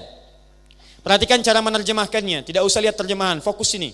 Saya langsung terjemahkan dengan ilmu balaghahnya. Perhatikan, bahasa singkatnya, orang yang beriman itu pasti tahu waktu sholat. Itu cara cepat menerjemahkannya. Baik, ibu beriman tidak? Beriman, karena itu ibu disebut muslimah. Saya beriman, saya disebut muslim. Ciri orang beriman itu, kalau dia benar taat kepada Allah, kata Allah, bukan cuma siap menunaikan sholat 5 waktu, tapi kata Allah, dia pasti tahu waktu sholat. Perhatikan sini. Lihat papan tulis. Isya jam berapa nanti? Jangan lihat ke atas, tutup. Sini. Jangan lihat saya, lihat papan tulis. Subuh jam berapa? Baik, lihat baik-baik. Hari ini zuhur jam berapa? Hari ini Jumat, ya, laki-laki Jumatan, perempuan zuhur. Taib, asar jam berapa? Saya tidak perlu simpulkan, tapi ibu bisa mengukur masing-masing. Jadi kalau untuk waktu sholat saja ibu belum tahu, artinya keadaan ibu sedang di bawah standar Jumat ini. Ibu waktu belanja tahu, waktu gajian suami tahu, ya, waktu masak tahu, waktu ngantar anak tahu, dan semua itu ketika diketahui ibu akan tinggalkan. Bukankah ketika seorang kemudian wafat dikatakan oleh seseorang telah meninggal dunia? Kalimat meninggal dunia itu bukan sekedar menunjukkan dia wafat, tapi dia meninggalkan semua urusan dunianya. Di masak ibu akan tinggalkan, setrika ibu akan tinggalkan, ngantar anak ibu akan tinggalkan, terima uang belanja ibu akan tinggalkan, segala ibu tinggalkan. Yang ibu bawa adalah bekal akhiratnya. Kalau urusan akhirat tidak ibu ketahui waktu dan keadaannya, bagaimana ibu bisa pulang dengan tenang? Sekarang kan orang mudik saja, silahkan cek saat mudik lebaran. Setiap orang mudik itu akan tenang kalau dia punya bekal. Dan tidak sedikit orang tidak mudik karena merasa tidak punya bekal. Saya pernah tanya seseorang, kenapa tidak mudik? Gak ada bekal, Ustaz. Yang punya bekal luar biasa. Sebelum dia berangkat, dia sudah kabari, besok aku pulang. Masya Allah. Motornya cuman motor bebek, bekalnya singa, Bu. Belakang. Motor tambah pelepah pisang, tambah kardus lagi, tambah macam-macam. Karena dia punya bekal. Begitu berangkat dia kasih tulisan di belakang kardusnya, aku datang sayang. Masya Allah, tulis sama dia. Karena mau pulang, mudik dan dia punya bekal. Yang hebat, yang tahu dia akan pulang itu bikin persiapan. Rumah dicat, masak, semua diada-adakan. Dan cuman saat lebaran sesuatu yang tidak ada jadi ada. Perhatikan, luarnya kongwan, dalamnya rangginang. Cuman saat lebaran. Idul Fitri. Jangan dilihat jenisnya, tapi yang kita lihat adalah orang mudik urusan dunia saja kalau punya bekal, yang akan didatangi mereka menyambut. Yang tidak ada bisa kelihatan ada. Yang mau datang bawa bekal. Ibu dalam urusan dunia itu banyak dikumpulkan semuanya. Coba lihat berapa banyak ibu kemudian tinggali, kendaraan yang ibu miliki. Rumah yang ibu kemudian luaskan lagi. Pertanyaan saya, kalau ibu dipulangkan oleh Allah hari ini, bekal apa yang sudah ibu bawa pulang? Ini. Kalau waktu sholat aja ibu tidak paham, bagaimana bisa sholat dengan baik? Baik, subuh jam berapa tadi? 4? 2? 23, 24, Masya Allah, 25. Luar biasa. Wah, terjadi perbedaan pendapat tentang waktu sholat subuh ya. Mungkin daerahnya beda-beda. 4, 24. Zuhur jam berapa? 12? 02. Masya Allah. Ini sudah lewat, kita ambil yang zuhur. 12.02. Lihat sini. 5 waktu. Waktunya sudah tahu, alhamdulillah. Ternyata kata Quran, jangan cukup sekedar tahu waktunya, jaga waktunya. Quran surah kedua ayat 238. Hafidhu 'alas salawat. Hei laki-laki, perempuan, muslim, muslimah, jaga waktu salat. Jaga dimaksud adalah tunaikan sesuai dengan waktunya. Betul memang salatnya zuhur. Betul tahu waktunya 12:02. Tapi ketika ditunaikan salatnya, waktu salat 12:02, dia salat jam 2:12. Gak nyambung. Ya, duhai ibu yang mencita-citakan surga. Duhai ibu yang surganya ingin surga Firdaus. Duhai ibu yang ingin masuk surga tanpa hisab. Duhai ibu yang ingin bersanding dengan Rasulullah beserta istri-istrinya. Pertanyaan saya, berapa banyak salat yang sudah ibu maksimalkan itu? Ini baru fardunya. Apalagi dengan sunnahnya. Sekarang saya bandingkan dengan seorang istri Nabi SAW, namanya Sayyidah Maimunah. Tercantum dalam hadis riwayat At-Tirmidzi nomor hadis 414. Saya bacakan hadisnya. Sekarang ibu bandingkan keadaan ibu dengan istri Nabi dimaksud. Lihat sini. Man shalla, kalau Rasulullah SAW, satu kali Rasulullah SAW bersabda, man shalla itsnatai asyrata rak'atan. Siapa yang menunaikan salat 12 rakaat sunnah fi yaumin wa lailatin, yang mengiringi salat fardunya yang 5. Jadi ada 12 jenis salat sunnah, mengiringi salat fardu yang 5. Arba'an qabla dhuhri, 4 rakaat sebelum zuhur. Teknisnya bisa dikerjakan 4 sekaligus atau 2-2. Rak'ataini ba'daha, 2 rakaat setelahnya. 4 tambah 2 berapa? 6. Rak'ataini ba'dal maghrib, 2 rakaat setelah maghrib. 6 tambah 2? 8. Rak'ataini ba'dal isya, 2 rakaat setelah isya, tambah 2, 10. Rak'ataini qabla subhi, 2 rakaat sebelum subuh, 12. Perhatikan. Bunya lahu bihinna baitun fil jannah. Kalau dia konsisten sampai wafatnya menunaikan 12 rakaat itu, Allah akan balas untuknya, membangunkan satu rumah di surga untuknya. Satu rumah di surga. Bukan ini yang mau saya sampaikan. Perhatikan, kata Sayyidah Maimunah radhiyallahu taala anha, tatkala saya mendengar itu, bima makna keterangan dari Nabi, laqad azamtu nafsi alla atrukaha tula hayati. Saya bertekad pada diri saya enggak akan tinggalkan selama hidup saya. Saya tidak akan tinggalkan selama hidup saya. Ibu, tolong kita bikin perbandingan ya hari ini. Lihat baik-baik. Sayyidah Maimunah itu istri Nabi, keluarga Nabi. Jelas turun ayat mengatakan semua istri Nabi dengan Nabi di surga. Istri Nabi, keluarga Nabi dengan Nabi di surga, masuk surga tanpa hisab, surga tingkat paling tinggi, bersanding dengan Nabi. Begitu mendengar kalimat Nabi ada salat sunnah 12 rakaat selain yang fardu, kata beliau, saya tidak akan tinggalkan selama hidup saya. Ahli surga, istri Nabi, dekat dengan Nabi, sesurga dengan Nabi, surga tingkat paling tinggi. Saya tidak akan tinggalkan salat sunnah 12 rakaat. Bandingkan sekarang dengan muslimah. Saya tidak sebutkan ibu. Cek. Anda istri Nabi? Bukan. Sahabat Nabi? Bukan. Tetangga Nabi? Bukan. Kerabat Nabi? Bukan. Belum ada ayat menjamin ibu masuk surga tanpa hisab. Belum ada ayat mengatakan ibu akan di surga bersama Nabi. Belum ada ayat mengatakan ibu akan langsung masuk surga Firdaus. Pertanyaan saya, coba cek bandingkan dengan semangat yang tadi. Jangankan yang sunnah, yang 5 saja masih di bawah standar. Cita-cita surga Firdaus. Cek.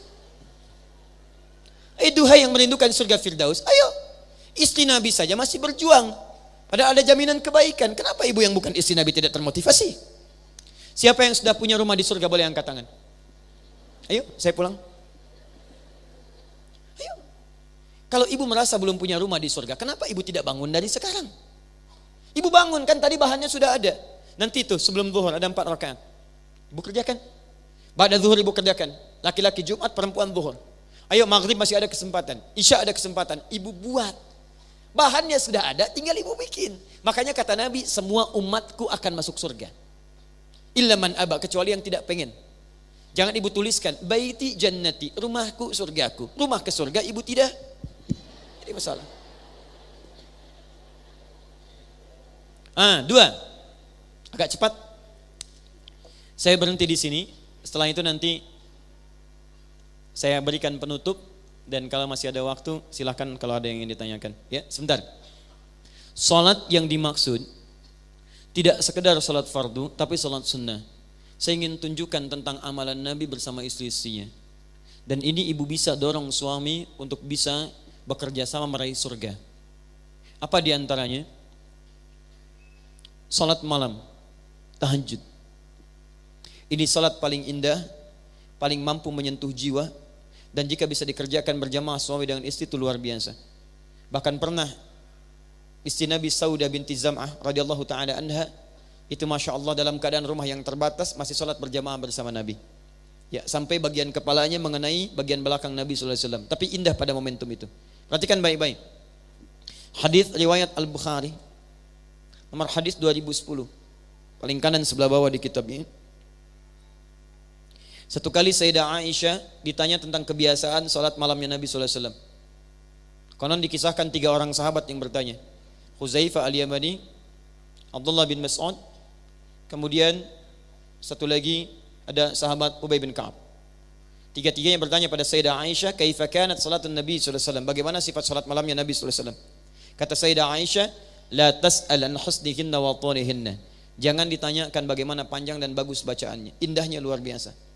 Tapi poinnya kata para ulama, dari mana Sayyidah Aisyah tahu kebiasaan Nabi kalau beliau pun tidak biasa bangun malam? Dibayangkan suaminya ahli surga, seorang nabi, tapi itu tidak menghentikan pertemanan beliau dalam ibadahnya dengan Nabi sallallahu alaihi wasallam. Sampai-sampai yang luar biasa, itu hadis-hadis yang meriwayatkan tentang kebiasaan Nabi di rumah itu disampaikan oleh istri-istrinya. Ibu pernah dengar Nabi ketika beliau memotivasi istrinya untuk bangun malam. Pernah dengar hadis ini? Lihat, rahimallahu amra'an, Allah merahmati seorang suami yang mencipratkan air di wajah istrinya supaya dia bangun menaikkan salat malam. Seperti Allah merahmati seorang istri yang mencipratkan air di wajah suaminya supaya ia bangun malam. Pernah hadir? Pernah dengar hadis itu? Tapi tolong baca hadisnya dengan baik ya. Jangan pulang dari sini malam-malam punya rencana tahajud. Masya Allah, suami nggak ada rencana. Pulang capek pekerjaan, ibu bawa gelas diisi air. Seling, Masya Allah. Kenapa mah? Sunnah Nabi Pak. Oh, Masya Allah sunnah Nabi. Baik, lihat baik-baik cara bacanya hadis itu, maksudnya Anda kompak bersinergi dengan suami menghidupkan ibadah malam. Ibadah malam. Ternyata Masya Allah, sholat malam itu ketika disebutkan di hadis Nabi, itu bukan hanya sifat bagi seorang muslim, tapi sudah jadi kebiasaan bagi seorang muslimah sejak zaman Nabi SAW. Saya berikan rahasia pada ibu buka Quran surah ke-51 ayat 15 sampai 23. Ibu bisa kerjakan itu dengan keluarga, ibu dijamin di ayat itu masuk taman surga sekeluarga.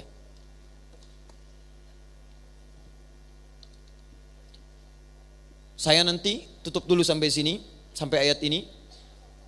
Quran surah 51 Az-Zariyat ayat 15 sampai ayat 23, paling kanan dari pertengahan sampai sedikit ke bawah. Baik. Innal muttaqina fi jannatin wa 'uyun. Sungguh ada orang-orang takwa akan ditempatkan di taman surga. Apa keutamaan taman surga? Akhidhina ma atahum rabbuhum. Mereka akan mendapati kenikmatannya langsung dari Allah tanpa perantara. Ada yang dilayani oleh pelayan surga namanya wildanun mukhalladun. Kalau ibu perempuan dilayani pangeran surga. Kalau laki-laki dilayani bidadari surga. Tapi yang ini tidak ada pelayan dan bukan pelayan, Allah yang memberikan langsung.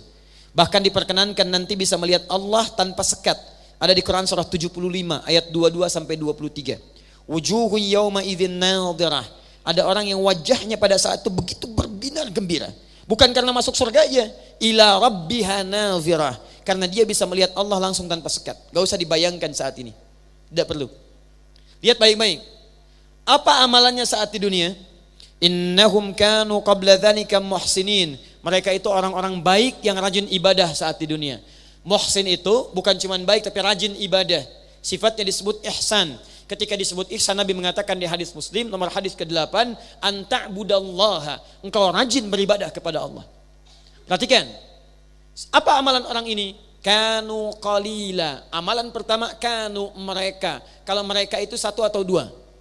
Banyak. Mereka kalau diterapkan di keluarga, maka jadi ahli keluarga. Kalau ahli keluarga itu berarti suaminya, ada istrinya, ada anak-anaknya, ada kemuliaannya. Hadirkan kompak tuh, kanu qalila minal laili ma yahja'un. Mereka itu sedikit tidurnya, dia hidupkan malamnya. Ingat, kalau Quran sudah memberikan ayat, Anda jangan tambahi lagi, jangan kurangi. Dikurangi tidak sempurna, ditambahi jadi belok maknanya. Kata Quran, ahli taman surga sedikit tidur. Jangan Anda tambahkan, sedikit-sedikit tidur. Nah, itu maknanya berubah. Lihat. Satu, sedikit tidur. Tahajud. Apa aplikasinya? Tadi hadis Nabi tadi. Ayo para ibu, ayo. Kita komunikasikan dengan suami ibu, silahkan sampaikan, Pak, dunia sudah didapatkan, tapi kan tidak kita akan bawa menghadap kepada Allah. Ayo Pak, kita cari bekal. Malam tahajud yuk. Papa jadi imam, ayo mama di belakang. Mama aja yang imam. Oh Masya Allah, berarti papa yang kurang tahu ya. Itu berarti suami ibu belum dapat pengetahuan sempurna. Baik ya, diskusi lagi, ayo Pak belajar ya, kita kirimkan. Malam bangun, bismillah, anak-anak bangunkan. Itu Nabi Muhammad SAW membangunkan Fatimah Zahra radhiyallahu ta'ala anha. Ali bin Abi Thalib menantunya, menantu dibangunkan, anak dibangunkan. Ayo salat. Ada yang masing-masing, ada yang ikut dengan Nabi. Teman-teman sekalian, para ibu sekalian perhatikan baik-baik. Fokus ya, fokus.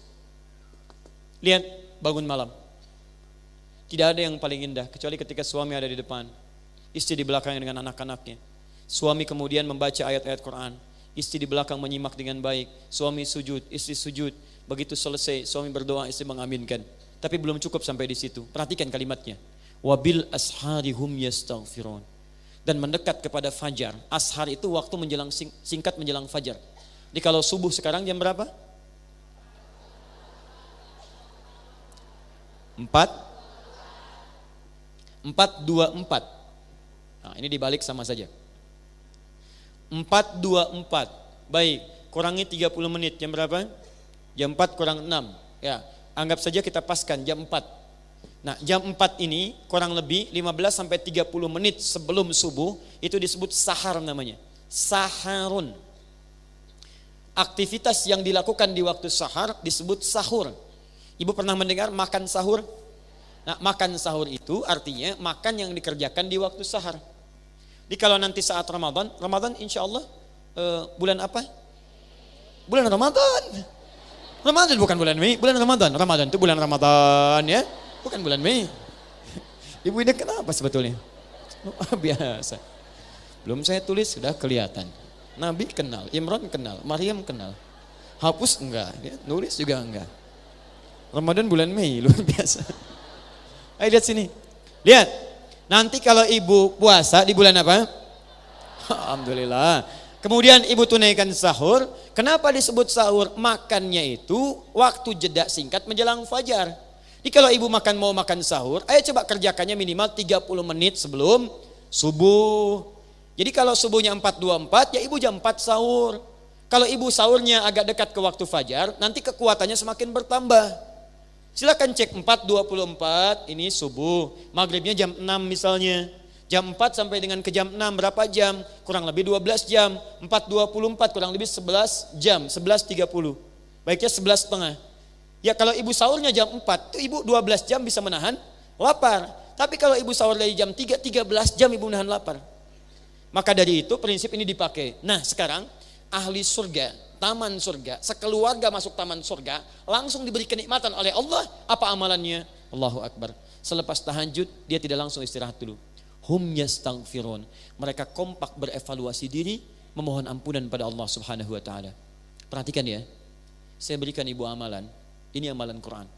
Kalau ibu tidak percaya silahkan ibu amalkan. Demi Allah ini jaminan langsung dari Quran. Ibu praktekkan, rumah tangga ibu akan diberikan ketentraman oleh Allah. Satu. Yang kedua, rahmat Allah akan diliputkan di rumah ibu. Yang ketiga, ibu bisa bersama-sama masuk surga dengan seluruh anggota keluarganya. Perhatikan amalannya. Setelah ibu bangun tadi malam, sekarang saya berikan teknisnya. Ibu kompak beristighfar kepada Allah. Istighfar itu dalam artian ibu bermohon, berintrospeksi diri, memohon ampunan dari Allah.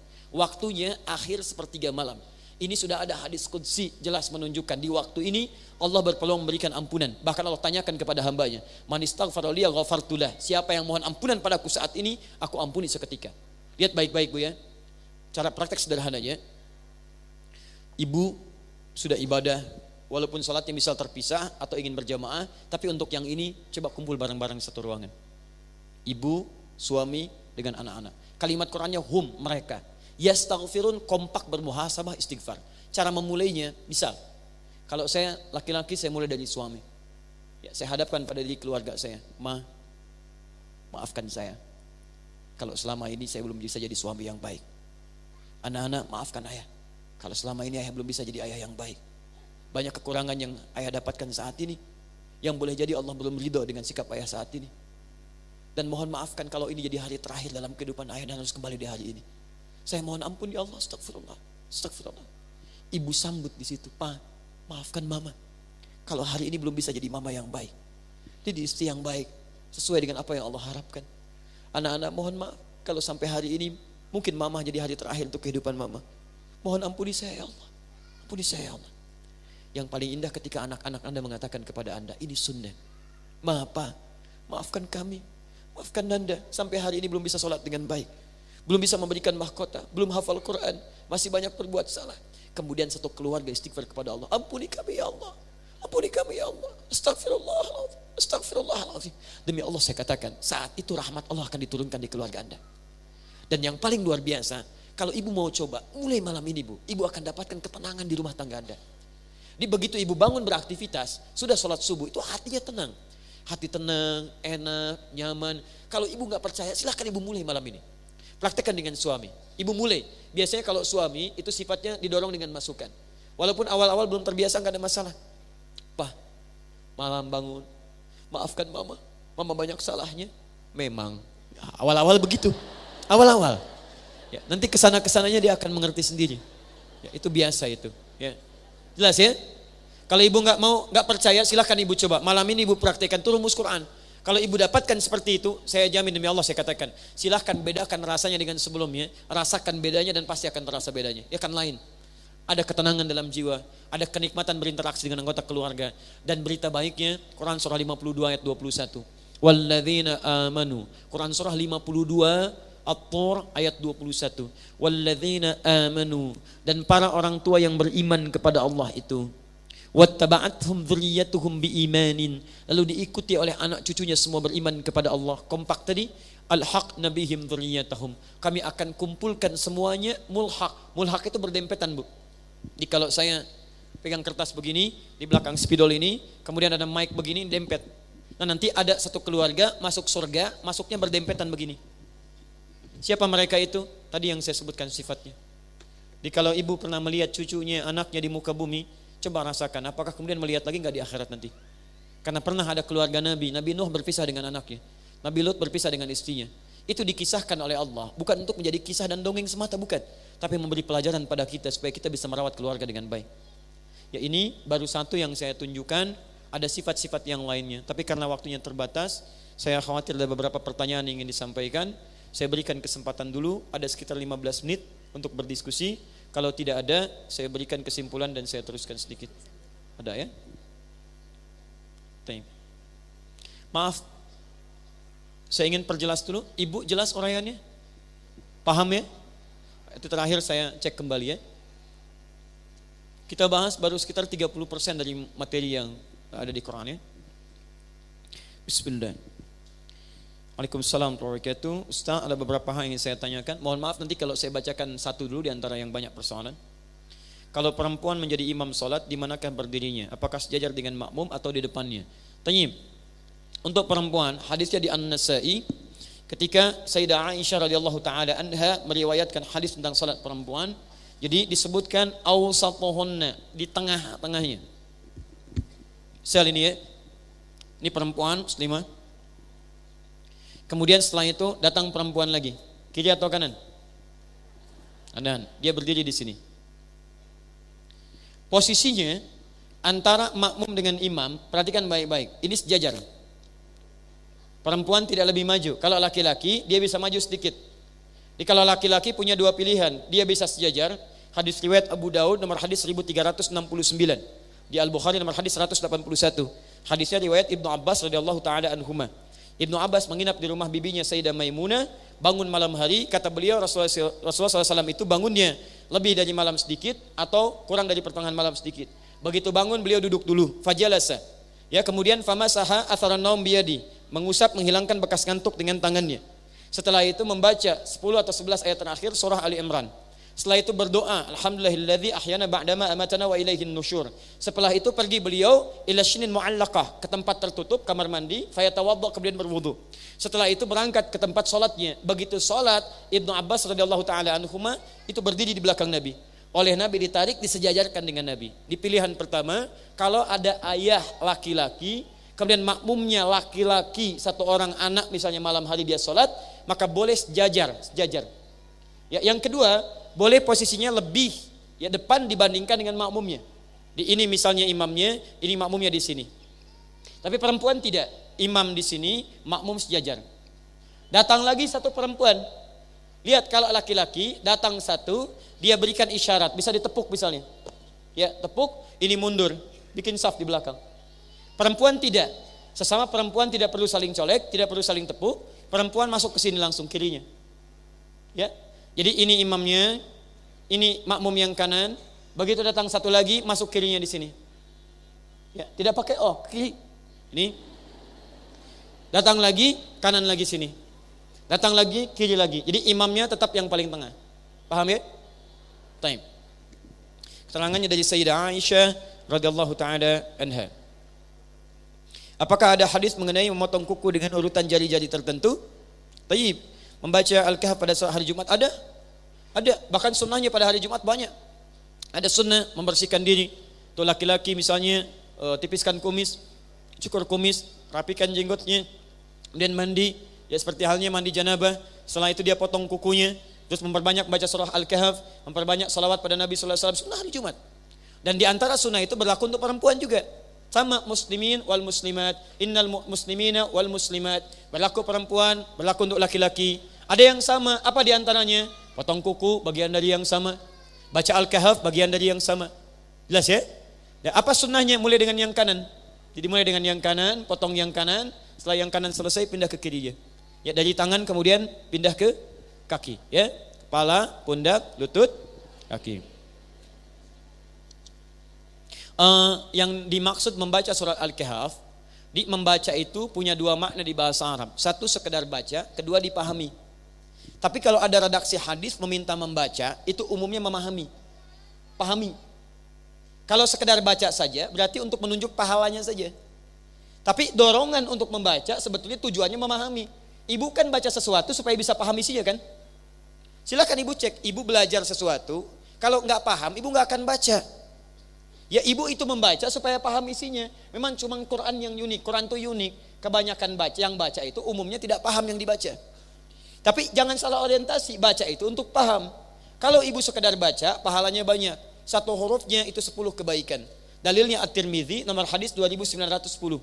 Man qara'a harfan min kitabillah falahu asyru hasanat. Siapa yang bisa baca satu huruf dari kitabullah, satu huruf, dia dapat 10 kebaikan setiap hurufnya. Dan hampir tidak ada orang Islam baca Quran cuma satu huruf. Gak ada. Nun 10, sudah dulu gak ada. Silahkan cek. Bismillahirrahmanirrahim 19 huruf. Al-Kahf berapa ayat? 110 ayat, berapa huruf? Silahkan hitung. Jadi kalau ibu sampai Jumat ini merasa banyak pahalanya, silahkan kalau gak mau baca Quran. Tapi kalau ibu merasa banyak dosanya, ayo setidaknya banyak-banyak baca Quran. Mudah-mudahan tertutup dengan itu, dengan pahala-pahala kemuliaan. Ayo, siapa yang tidak punya dosa boleh angkat tangan? Boleh silakan. Yang sedikit. Yang banyak, udah saking banyaknya nggak bisa ngangkat kan? Ya sama dengan saya, kalau merasa banyak dosanya, belum siap surganya, perbanyak amalan, cari amalan cerdas. Apa amalan cerdas itu? Satu, amalan yang pahalanya bisa mengalir sampai kita meninggal dunia. Disebut dengan sedekah jariyah. Ibu punya uang 50.000, bagaimana caranya 50.000 awet sampai ke akhirat? Caranya, misal cari amalan cerdas, belikan mushaf, kasih ke penghafal Quran. Begitu dia bacakan, setiap dia baca ibu dapat pahalanya. Amalan cerdas kedua, cari yang amalan ketika dikerjakan pahala lebih banyak dari biasanya. Kalau ibu mengerjakan amalan biasa, itu pahalanya 10. 10, ibu singkirkan misalnya, maaf ya, ada duri di jalan. Duri itu penghambat, kulit pisang ibu singkirkan, dapat 10 kebaikan. Tapi baca Quran, satu hurufnya 10, satu hurufnya. Maka cari amalan-amalan yang pahalanya sekiranya melimpah. Nah maaf, membaca untuk memahami isinya. Kalau ibu paham, itu lebih dahsyat lagi. Lebih dahsyat lagi, pahala semakin banyak lagi. Kemudian yang kedua, itu yang diinginkan untuk diamalkan isinya. Contoh begini, dulu orang tua kita pernah mendengar gini, kalau sedang mengandung anaknya ingin laki-laki, ganteng, soleh, baca surat apa? Kalau ingin cantik, soleha, baca surat apa? Silahkan baca, sampai kiamat kurang 2 hari gak akan kejadian. Karena yang dimaksud baca di situ, maksudnya gini, kalau ibu misalnya menginginkan anaknya terlahir laki-laki, soleh baik, terserah Allah mau lahir laki-laki atau perempuan. Ibu baca surat Yusuf, baca itu pahami isinya. Karena di surat itu ada kisah lengkap bagaimana orang tua mendidik anaknya sampai dewasa. Karirnya bagus, dengan teman-temannya bagus. Nah saat anaknya lahir, begitu keluar lahir laki-laki misalnya, praktekkan makna ayat tadi. Praktekkan suratnya dalam pendidikan. Bukan cuma dibaca, keluar anak tidak dididik, gak akan jadi. Silahkan buktikan, sampai kiamat kurang 2 hari gak akan kejadian. Sehari lagi buat tobat.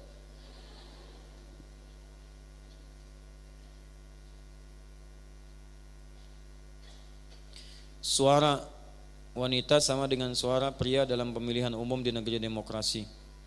Bagaimana tanggapan Ustadz memaknai demokrasi dalam melaksanakan sistem ini? Tanya gini, kita sering diskusi dengan para ulama, tokoh-tokoh dan sebagainya. Bahkan terakhir ada imam dari Kuba, dari kota Nabi datang untuk berdiskusi.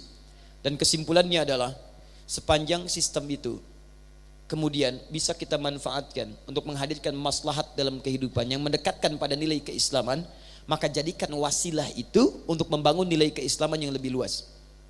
Jika memang maslahatnya lebih besar, maka ikuti, karena kalau ditinggalkan madaratnya lebih banyak.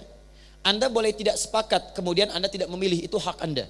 Tapi persoalannya ketika Anda tidak memilih, maka orang liberal ikut memilih, orang sekuler ikut memilih, lesbi ikut pilih, homoseksual ikut pilih. Ketika mereka memilih suaranya lebih banyak, mereka yang megang kekuasaan.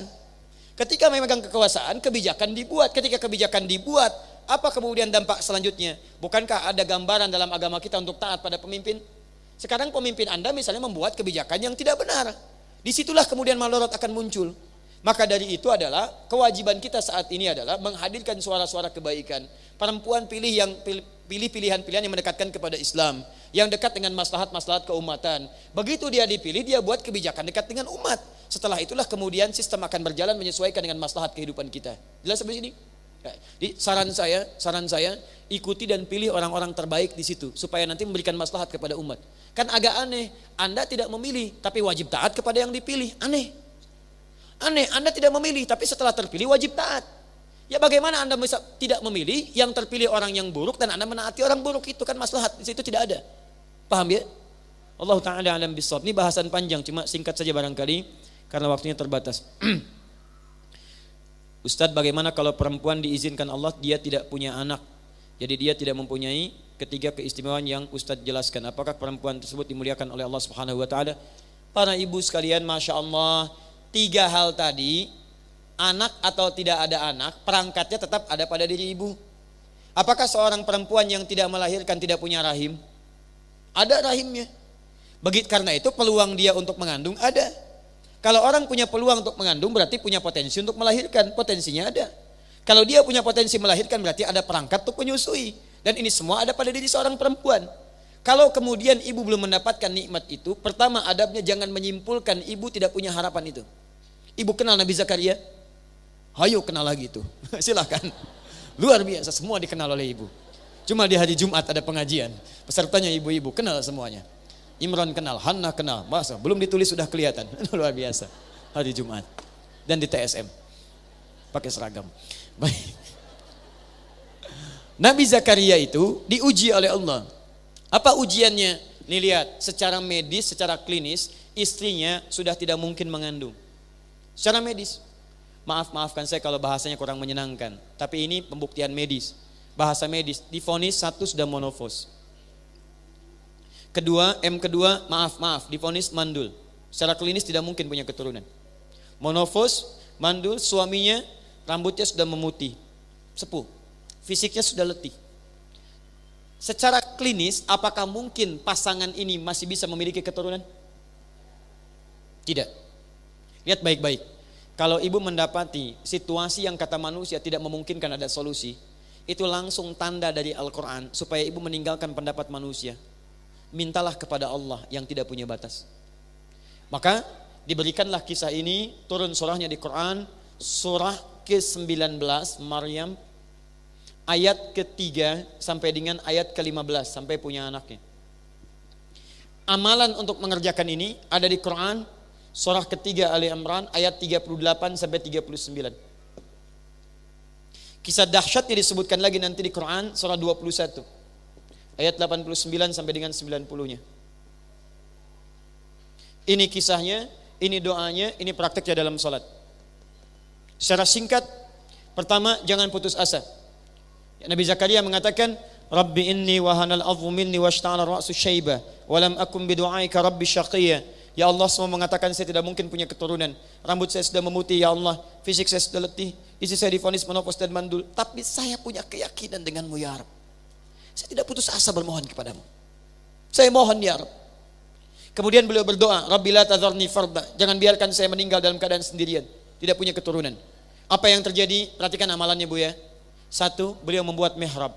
Mihrab itu satu tempat yang langsung bisa mendekatkan diri kita dengan Allah. Keistimewaannya disebutkan di Quran, diisyaratkan mihrab itu tempat yang mempercepat terkabulnya doa. Tidak harus di masjid. Ibu di rumah bisa bikin mihrab.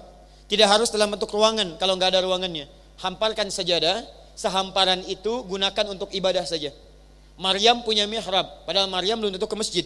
Maryam punya mihrab. Quran surah ketiga ayat 37.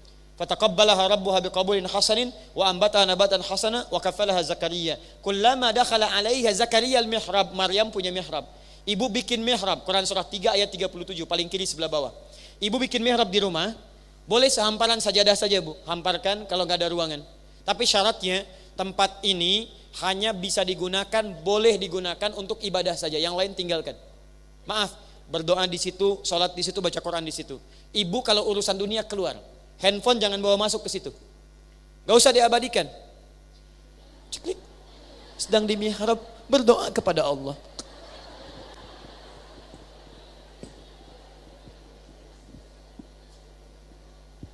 Ya Allah, aku sangat berharap, ditulis di status. Berdoa itu bukan di Facebook. Berdoa itu bermohon kepada Allah. Ya. Lihat sini baik-baik. Teman-teman sekalian, fokus baik-baik, bikin mihrab. Setelah itu tunaikan salat. Salat, bangun salat malam. Dalam salat minta kepada Allah. Seperti Nabi Zakaria meminta. Quran surah ketiga ayat 38 sampai 39. Hunalika da'a Zakaria Rabbah. Di mihrab itu Nabi Zakaria berdoa bermohon kepada Rabbnya. Qala Rabbi habli min ladunka dzurriyyatan thayyibah. Adab berdoa, kalau ingin memohon cepat dikabulkan, sebut nama Allah yang Al-Asmaul Husna. Itu ada isyaratnya di Quran surah ke-17 ayat 110 sampai 111. Nanti di ujungnya Qulid Allah awid ar-Rahman ayyamma tad'u falahul asmaul husna. Kalau Anda punya masalah, kata Allah jangan mengeluh. Ingat Bu ya, tidak ada ayat keluhan di Quran. Kalau ada ayat satu saja meminta mengeluh, saya orang pertama yang akan mengeluh. Kalau ibu punya masalah, kata Allah jangan mengeluh. Ya Allah, kenapa mesti saya? Why me? Kata Allah, why not? Kenapa tidak? Jangan mengeluh. Apa yang dilakukan? Alih-alih mengeluh, sebut nama Allah, kulin Allah, minta solusi kepada Allah. Awid ar-Rahman, sebut namanya ya Rahman. Tapi lihat rahasianya. Ayyamma tad'u. Kalau Anda punya persoalan dalam hidup, falahul asmaul husna. Allah punya nama terbaik, yang nama itu didesain sesuai dengan kebutuhan masalah kita. Jadi kalau ibu punya masalah, misal, cari nama Allah yang sesuai dengan masalah kita. Ibu punya masalah rizki, suami punya masalah di pekerjaan, sebut namanya ya Allah ya Razzaq. Ibu punya persoalan, ya Allah ya sabar. Misal, ibu punya masalah anak ingin dalam hal pengetahuan, akan kuliah, akan ujian, ya Allah ya alim. Ibu misalnya suami ada yang ganggu, ya Allah ya Jabbar, ya Malik. Ini Nabi Zakaria punya persoalan. Divonis oleh manusia tidak mungkin mendapatkan apapun. Beliau sebut nama Allah yang maha memberi tanpa punya batas. Sifat Allah yang memberi tanpa punya batas disebut dengan Wahhab namanya. Wahhab. Ya Wahhab. Kalau ingin digunakan dalam permintaan, bentuknya kata kerja. Kata kerja itu segera diberikan. Bukan cuma disebut tapi segera diberikan. Robah kalimatnya dari Wahhab jadi hab. Kalau untuk pribadi jadi habli. Kalau untuk banyakan jadi lana, hablana. Rabbana hablana min azwajina wa dzurriyyatina qurrata a'yun. Sekarang Nabi Zakaria berdoa. Lihat, hunalika da'a Zakaria rabbah di mihrab. Qala rabbi habli. Ya Allah, mohon segera anugerahkan kepadaku. Kalau Anda terjemahkan dengan ilmu balaghah, perhatikan cara menerjemahkannya. Duhai Allah, semua mengatakan saya mustahil punya keturunan. Saya sudah berikhtiar ya Rabb. Tapi kata mereka saya terbatas. Maka saya mohon kepadamu yang tidak punya batas dalam pemberian. Mohon anugerahkan saya keturunan darimu saja ya Allah. Innaka sami'ud du'a. Engkau pasti mendengar doa saya. Kalau pada yang maha mendengar saja tidak dikabulkan, lantas kepada siapa lagi saya mesti bermohon? Minta malam hari. Begitu bermohon apa yang terjadi? Lihat ayat 39-nya. Fanadatul malaikatu wa huwa qa'imun yusalli fil mihrab. Annallaha yubashshiruka bi Yahya. Tiba-tiba turun malaikat sedangkan beliau belum selesai salatnya, masih berdiri. Turun malaikat, masih berdiri di mihrab. Jawabannya, Annallaha yubashshiruka bi Yahya. Allah kasih kabar gembira, Anda akan punya anak langsung namanya dari Allah, Yahya.